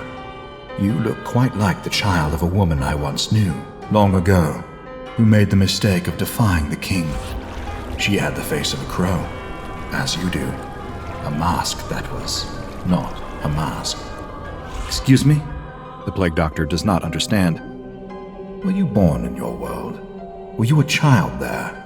Do you remember it that way? The Black Lord asks. The doctor thinks for a long moment. He cannot recall ever being anything other than what he is now, a doctor with a singular purpose. I do not know. Perhaps, dear Doctor, this is not your first time in the land of Alagada, and I imagine that, with time, you shall walk its twisted alleys once again. Consider that on your journey back to the place you call home. The Black Lord laughs, a low, hollow sound. Farewell. Eager to be rid of this place with its lies, tricks, and monsters of many shapes, the plague doctor takes his leave. This journey he hoped would provide some answers, but instead, all he found were more questions than he ever could have anticipated. The group of children on their bikes stare intently at the large, abandoned house. Rumors have been circulating all school year about a monster that lives inside. One child tells the others about the kid from a couple towns over who went inside and never came back out, and it's easy to believe that something evil could be lurking inside the rundown home with its peeling paint and many broken windows. The children begin teasing each other, daring one another to go in and see the monster for themselves. No one seems especially eager to volunteer, though, as they all egg each other on. As the group of children joke about who should be forced to go inside, another comes riding up behind them, struggling to catch his breath. "You left me behind again," he complains. Clearly, this is not the first time that this smallest child of the group has been made to try and keep up with his bigger and faster friends. The bigger kids all turn to look at him. They don't need to discuss it any further. The answer to who must go inside has already been decided. The smaller child tries to protest, but ultimately, what decision does he have but to go inside? He can't let everyone else think that he's a chicken. He's got to prove once and for all that he's just as tough as any of them. Without another word, he lets his bike fall into the dirt and makes his way towards the big, creepy house. The door pushes open without any resistance, and the boy looks into the dark house. The boy steps inside, and the floorboards creak loudly under his feet. The inside looks much like the outside, old, worn, and abandoned. But then, he hears something, a scratching noise coming from above him. He turns to leave, but he can see all of his friends through the doorway, and they motion for him to keep going. The boy steels his nerves and turns back. He's going to show them just how brave he is. The boy starts up the stairs, each one groaning as he steps onto it. He reaches the top of the stairs to find a landing with more rooms, each full of dirt and debris. There's spray paint on many of the walls and lots of trash. It looks like teens may use this as a place to hang out. But there at the other side of the landing is one more room, and the door is shut. From outside, the group of children can see through the upper windows as the boy makes his way through the house. They're not laughing and teasing any longer. In fact, they're impressed by how bravely he is exploring the old home. Though none of them would admit it out loud, he's earning their respect. The boy reaches the shut door at the end of the hall and presses his ear to it, but he doesn't hear anything inside. He places his hand on the doorknob and slowly opens it. The boy screams and falls backwards as the cat that was hiding inside panics and jumps through one of the open windows. The boy can't help but laugh. Of course it was just a... The boy screams again as the floor gives way beneath him, and he crashes down onto the first floor in a pile of debris. He's stunned by the fall before starting to scream again as that floor gives way too. His yelling is silenced by the air being knocked out of him as he hits the basement floor. He's covered in dust and pieces of 2 floors he fell through. He feels bruised and sore, but he can wiggle his fingers and toes. He's not paralyzed, and it doesn't even feel like he's broken a bone. Maybe he's okay. But no, he's definitely not okay. Because suddenly, there's something picking him up off the floor. As his eyes adjust to the dark basement, he sees what it is that's holding him. It's half man, half machine, a huge, disgusting mix of metal and flesh. The boy is too scared to scream anymore as the creature's unmoving, dead-looking eyes stare straight into his. Its face looks as though the skin has been stretched across a human metallic skull.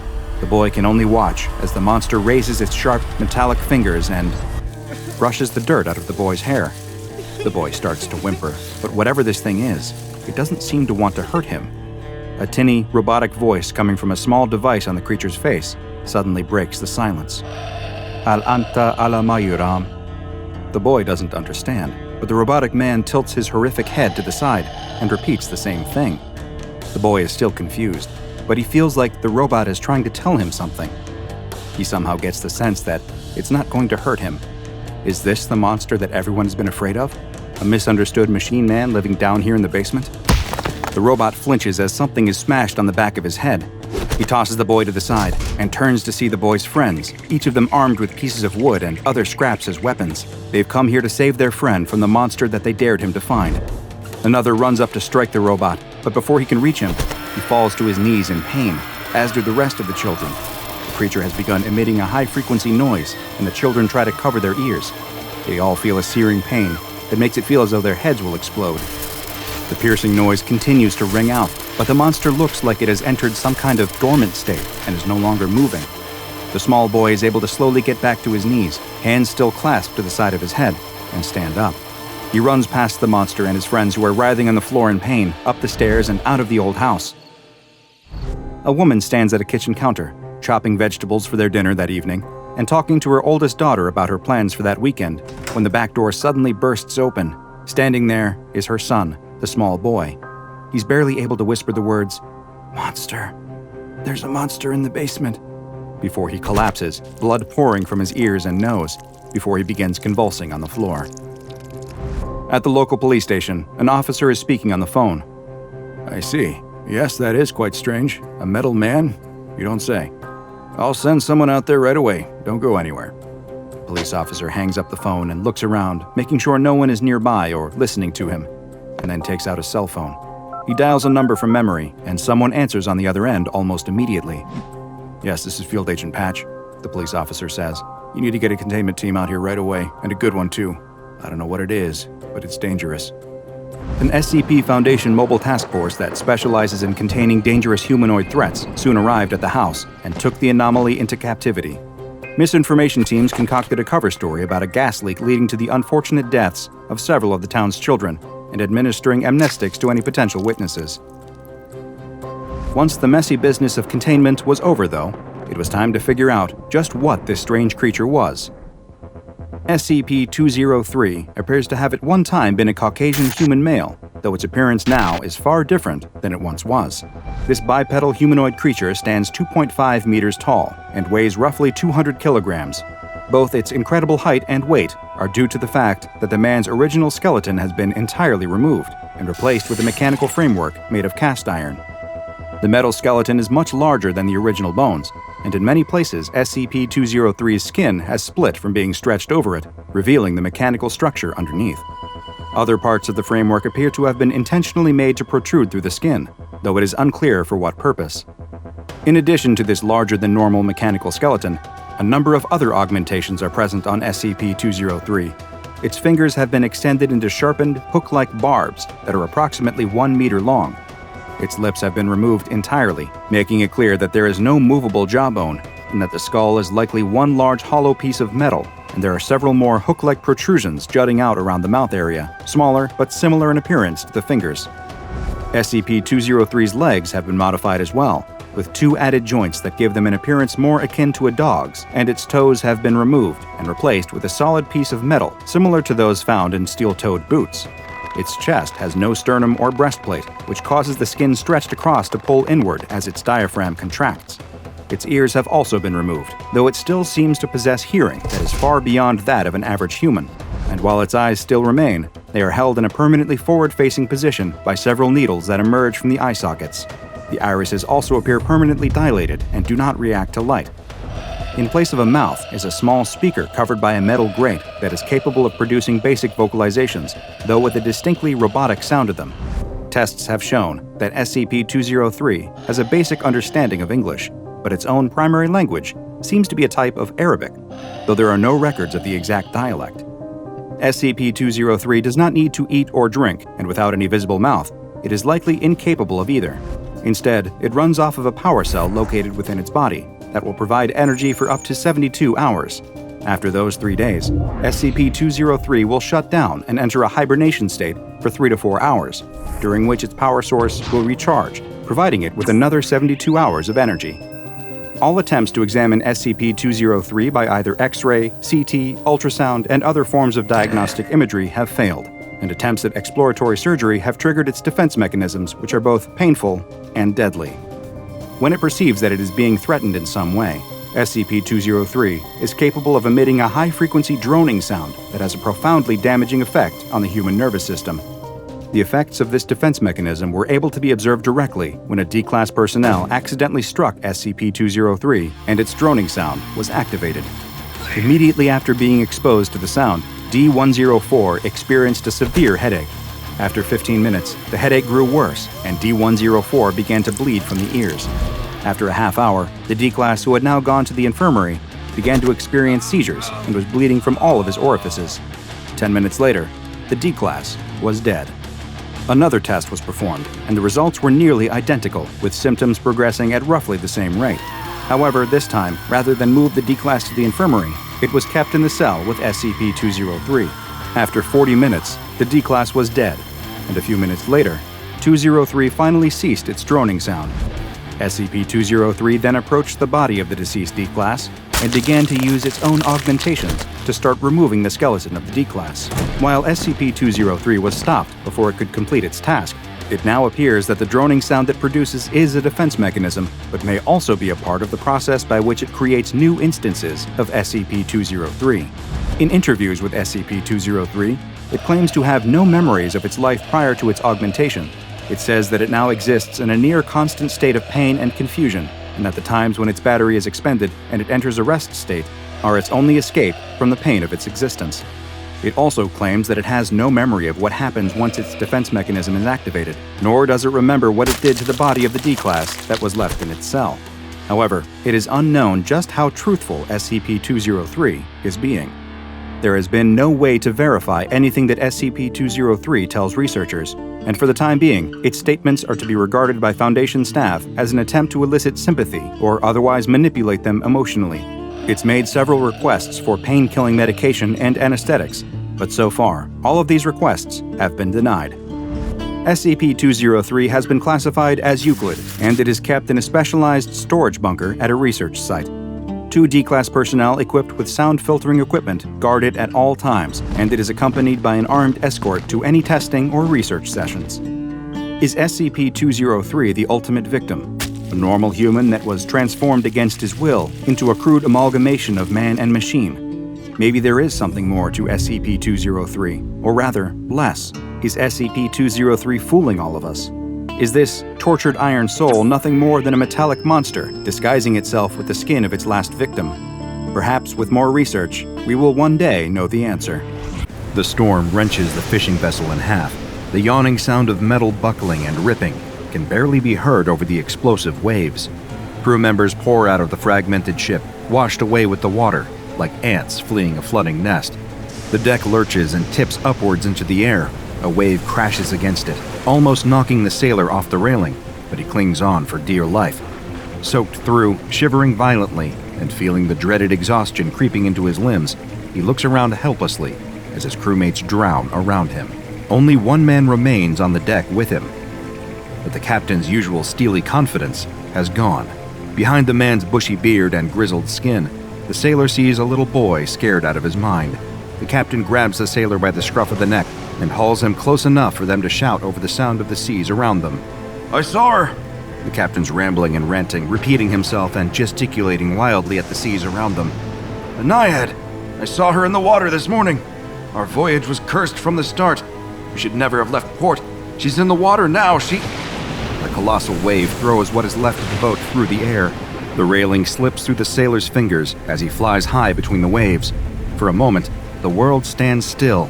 It's like he's a gull hovering in place, surveying the carnage beneath him, and there in the water, what looks like. But the world isn't standing still. He hurtles back towards the ocean and slams into it, hard enough to knock the air clean out of his lungs.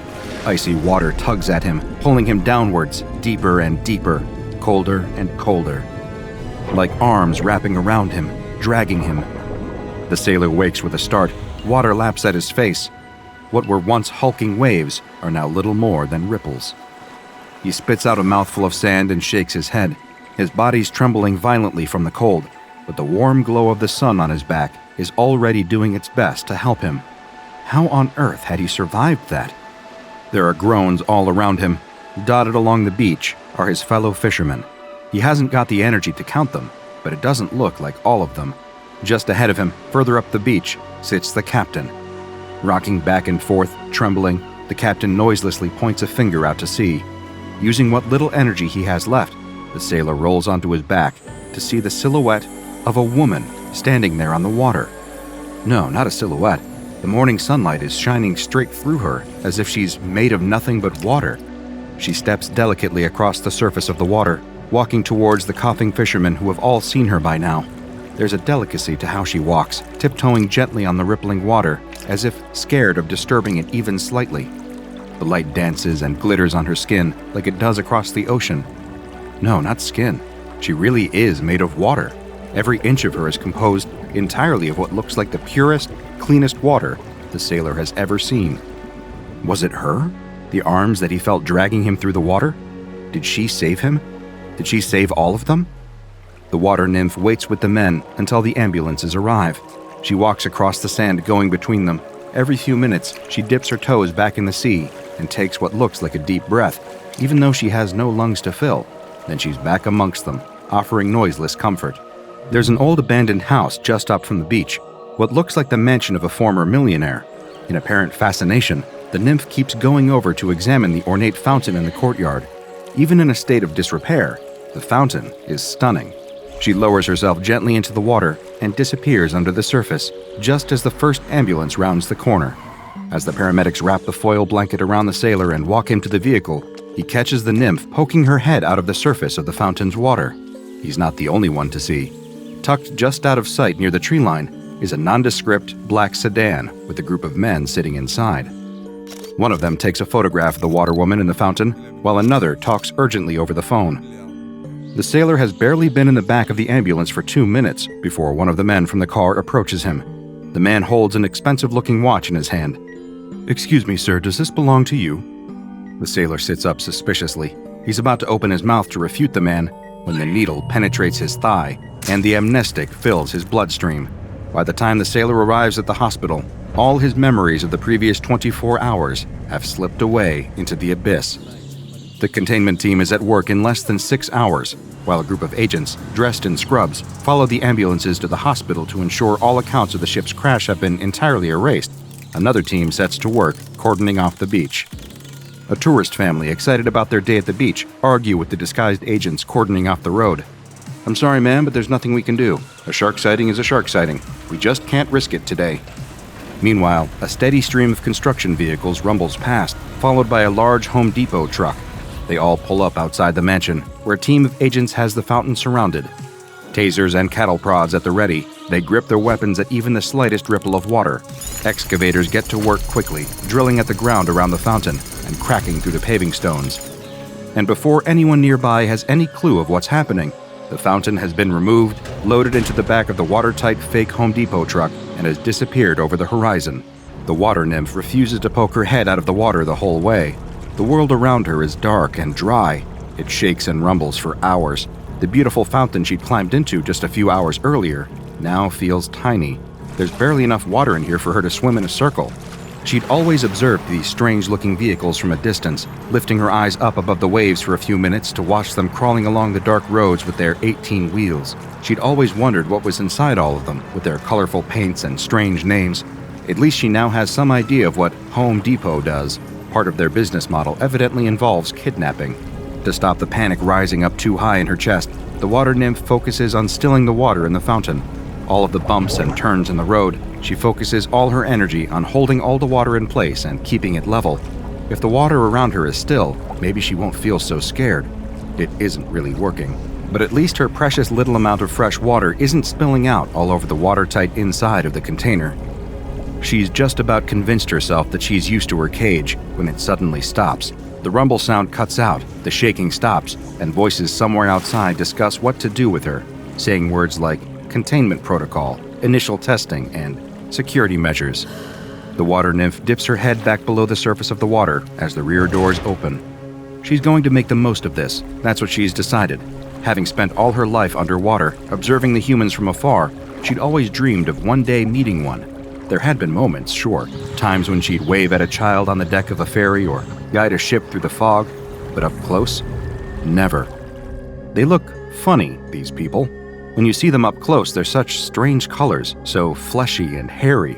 It's bizarre not being able to see through them. How are they supposed to swim? These humans in particular are even more strange than the others. Dressed in long white coats, always walking around with clipboards and strange little devices that light up and make sounds when they poke them. She wonders if they get sick of having their legs stuck to the ground all the time. What if they see something interesting floating above them? They can't just swim upwards. They need to get on one of those plane things. This will be fun, getting to meet real people for the first time. She keeps telling herself that because if she doesn't, it all becomes too scary.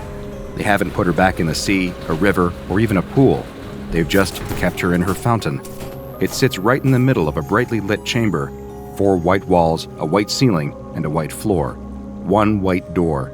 The lights are always on, the temperature always the same. For days and days, she just sits in her fountain, alone. Occasionally, one of the humans will come in wearing a big rubber suit. They look totally ridiculous. Taking big, slow steps, they'll approach her fountain. The first time, she jumped up out of the water to greet the human, doing her best to wave like she's seen them do to each other. But the human immediately turned around and ran back out of the chamber. So next time, she was slow and gentle, raising both her hands innocently and letting the human approach without doing anything. The human lowered some kind of glass container into the water in her fountain and took some of the water away. He must have been thirsty. She's seen the humans get like that sometimes. How they're not thirsty all the time, she has no clue.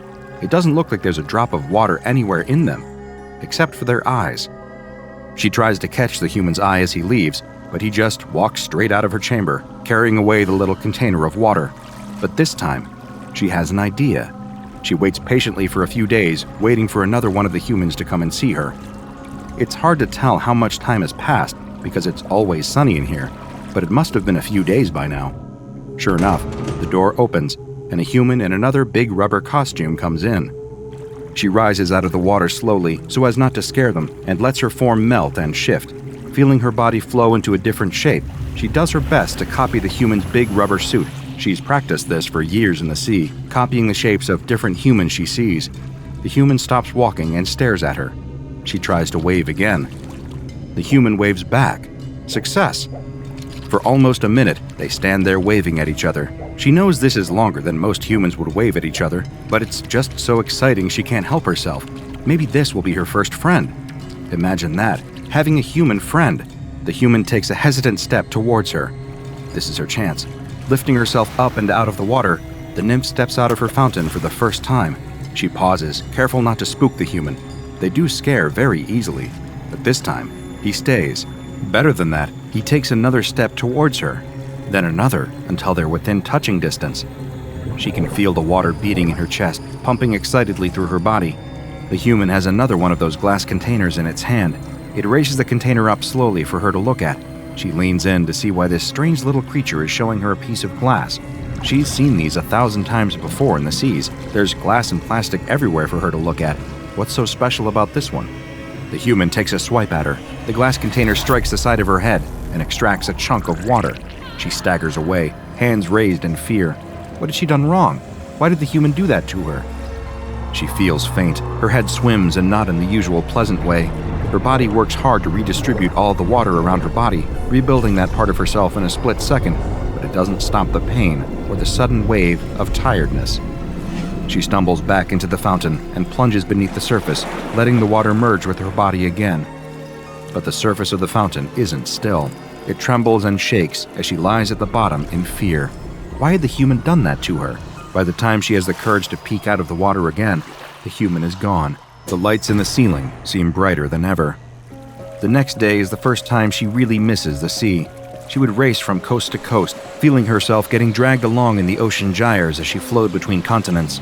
She would study the rainbow colors of the Great Barrier Reef before catching a current to Venice or Jamaica. She'd hug the bottom of cruise ships and dance in and out of the propellers on the backs of cargo ships. But here, in her cell. All she can do is swim around her fountain, round and round in circles. That is, until the humans return. 3 of them come into her room, each carrying strange long objects. She's not sure she's seen those things before and is desperate for a closer look, but after what happened with the glass the other day, it doesn't seem like a good idea. She still hasn't worked out what she did wrong there, but clearly the human was not happy with her for some reason. Best to be very gentle with them for the time being, until they're proper friends. The 3 humans have a box with them, full of water. She's so excited to see it, she leaps straight out of the fountain before realizing she needs to be careful. Patiently as she can, she approaches the box and touches it. The humans nod encouragingly. Her excitement overwhelms her, and she dives right in. It feels so good to have fresh water to explore, even if it's just a small tank. She barely even notices as they close the lid on her and wheel her into a different room. A glass wall lines the edge of this new chamber. Funny little humans in white coats stand behind it, making notes. She climbs out of her little tank and waves at them. It's a smaller room than her normal one. Why have they brought her in here? A slamming noise behind her makes her jump, and she spins around to see the 3 humans have wheeled away her little tanks on wheels, leaving her alone in the room. She looks around with a little anxiety. There's nowhere to swim in here. Have they made a mistake? She can't be here without water. Doing her best to copy human movements, she tries to mime to the people behind the glass that she needs her water. They don't seem to understand her, just start scribbling even more things on their clipboards. It's warm in here. Warm and dry. This isn't good. In no time at all, she can feel herself drying out. An hour goes by, then another. She's never been out of the water for this long. What are they doing? Don't they understand what she is? Her head starts to feel faint. She slumps down on the floor and turns herself into a ball. Shaped like this, hopefully, she won't be evaporating so fast. Then they'll give her the water back. For hours she sits in a ball, waiting, until mercifully, her little tank on wheels returns, and she's taken back to her fountain. They do the same to her the next day, and the day after that, starving her for hours, then returning her to her fountain. They top up the water in it occasionally, but other than that, they don't seem to be doing anything nice for her at all. Are they doing this on purpose? Surely not. She's their friend. She's being kind, doing all of their weird games even when she doesn't want to. Humans aren't cruel, they wouldn't do that to her. But then she finds herself in a different situation entirely. They do the same as they've been doing for the previous few days, wheeling her into the testing chamber and making her stand there on her own. But it's colder today, much colder. She tries to explain to them through the glass, rubbing her shoulders and shivering, but they just keep making their notes. This isn't good. She can't stand the cold. It's not good for her. Painful crystals start forming on the surface of her skin, stabbing into her and solidifying her body. She cries out noiselessly, but the humans keep going until she feels herself losing consciousness. Weeks go by, and with each experiment they do, the water nymph worries more and more that these humans aren't really her friends. They've started giving her mazes, complex plastic structures that she gets forced unceremoniously into, where she has to swim through various pipes and tubes until she can push a button on the other side. At first, she was expecting a prize. Maybe this is why they had her kept here for so long. They needed help solving these puzzles, and their fleshy bodies couldn't fit through the tubes. But nothing happens when she presses the button. They just pull a plug and drain her out of the bottom. Today, she's had enough. When are they going to put her back in the ocean? She's just going to wait here at the start of the maze until they tell her. It's only fair. The water in her chest leaps for joy as a human enters the test chamber and approaches her. She raises out of the water and waves to greet him, just as he lifts the long, strange device in his hand and jabs it into her chest. The electricity shoots all through her body and sets her mind ablaze. It takes all her strength not to burst into 1,000 droplets. Convulsing and crying, she falls backwards into the maze. The human brandishes the weapon at her again. She has nowhere to go but into the maze. She solves it in a split second, but as she presses the button, she feels a sinking feeling settling over her. What if they don't want to let her out? It's all her fault. What was she thinking?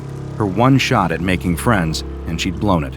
She sits crying in her fountain, feeling her tears flow into the water around her and back into her body. It was the acid. She hates acid, and always has. She'd swam near a factory once and got a dose of it. It hurt, more than anything she'd ever felt before. It would flow into her chest and sit there, burning and burning. She can still feel it now. So when the humans in the rubber suits had poured some into her fountains, she'd lost her temper, slamming into them with all her force. For months they've been hurting her, jabbing her and exhausting her. but they're her friends, right? And you shouldn't hurt your friends. You definitely shouldn't kill your friends. Shouldn't rip open their rubber suits and force yourself down their throats, drowning them in their own bodies. Her fountain's red with blood and burns from the acid. And it's all her fault. What had she done wrong to make them treat her like this? Why couldn't they just be friends? After a few weeks, a group of humans come in and clean up the mess, refilling her fountain with clean water.